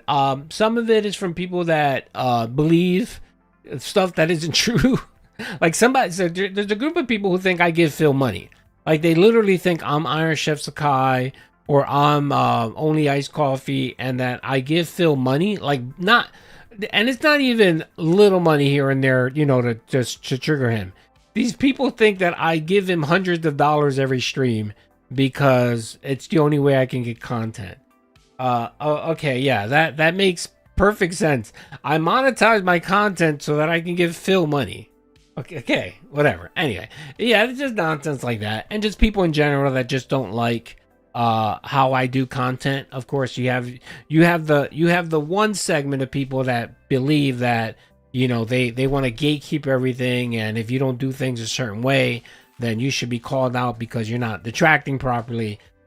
Typically, I like to address those people because I think those people are idiots. Yeah, I clickbait. Yes, I admit that. I do clickbait from time to time. But, you know, I address those people because those people annoy me. Because I'm good with people having an opinion about me. I really don't care. I honestly don't care, and it's perfectly fine. I typically ignore them. I ignore those type of people. It's just people that gatekeep that I don't like. Those people, I don't like those people. It's like, look, fuck off. You know what I mean? Like, just fuck off. I really don't care. I really don't care. When you're trying to tell me that I should and shouldn't do something, you can go suck a dick. That's my whatchamacallit. Go suck a dick. If you don't like what I'm doing, you can, and again, I always say that the Snortex is huge. You got bunch of content creators, different content creators that do different things, like I always tell everyone, if you want like in-depth, like granular looking at the lore, Alt your guy, man. Alt is your guy. Alt can get in there and do deep dives. It's amazing. It's not my cup of tea. It really isn't. But he's the GOAT when it comes to that. If you want music, you got Mirror Cat. He does a great podcast as well. You want a different flavor of different locales, you go to King Sly. He's amazing. You got different people, different strokes for different folks. And you can go over there and chill with them and like them, and it's all good. There's no hatred on my part. You guys know me. I always hype up everybody. I hype up tons of people. Like, I always do shout outs. I always direct people to watch their videos. That's just who I am. You know what I mean? But whatever. I don't care. It's all good. I like Aviga. Aviga's a great guy. He's a good dude. Aviga's a really good dude. I like Aviga. Aviga's good. I like them all, man. I like them all. I like all the detractors. I like all of them. They don't like me, but not all of them. Some of them like me. Some of them don't. But whatever. It's all good. All right. Okay. I think I covered all this shit. Dude. I'm gonna wage quit here. Duty's gonna wage quit here because a good performer knows when to leave, and I think it's that time to go. So, the cat dude, you talking about detractor beam? Even the detractor beam's fine, man. It's all good. PPP carries Worski. PPP is more of the lively one, but Worski does put a lot of work in. Worski does a lot of the back end stuff. He does all the IT stuff, and he's a good side character with PPP. I like Worski. I've had conversations on Worski. He seems like a nice guy. I like Worski. So why do you think Kino Casino had not been covered? Because I don't know. They're not really a DSP. Like, they like to cover the fucking the grittiness of YouTube, you know what I mean? And Twitch. They like to do the Hassan, like they have their list of characters that they like to fuck with. I don't think DSP is really part of that. They cover typically DSP when they have a slow day. So tonight they're supposed to cover him. I think they're gonna cover him in his crash out and the whole marathon thing. So they'll cover them tonight. So they have a fill second. Yes, they'll have. I think it's going to be heavy Phil today. I think what they've been doing is they've been collecting a whole bunch of clips for Phil, and then they do like a 3-hour segment on once a week or something like that. They've been doing that a lot. So we're going to get some Phil content. More than likely, we'll have some stuff to watch for tomorrow. So there you go. The casino needs that duality to even their. Yes, that's true. Yes, I think Worski complements PPP and so on. So I like their dynamic. I enjoy their content. So, Duty, I don't know, man. They've been made 2 whole ass movies about him. Well, yeah. I mean, they did, and to them, they see it as an opportunity to make money. I mean, they're forthright when it comes about they do this for money, And if they see a market out there and they can make some money on it, they're gonna make money on it. So it's all good. It's all good. I think they're funny. I think they're funny. I like their content. It's pretty good. You know what I mean? So, anyway. Alrighty, folks. Well, again, thank you. I appreciate for all of the velocity, the call to action. You guys have been extremely generous and supportive. I do appreciate it. And I do owe you guys some things. I do owe 2 people some money. And then I do have to finish going through the prop bet. And the winner will be announced hopefully this week. Thank you, Ben. I appreciate it.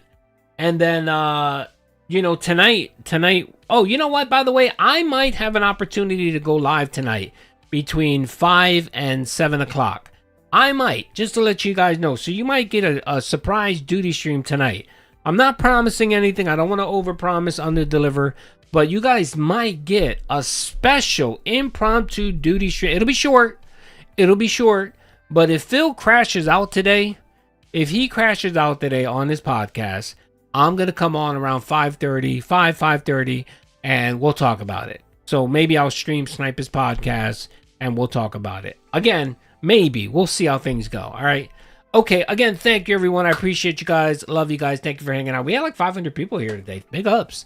Big ups. Thank you. And then, yeah. And by the way, writers of the DSP show, stop bringing us reruns, okay? Stop bringing us reruns. Love you too, brother. Love you guys. All right. Again, thank you for all the love. Let me let you guys go out in style. You know what? I might as well. I don't know why I don't create a fucking just a screen just for this, since we've been ending our show this way. So we've been ending our show with our favorite detractor song.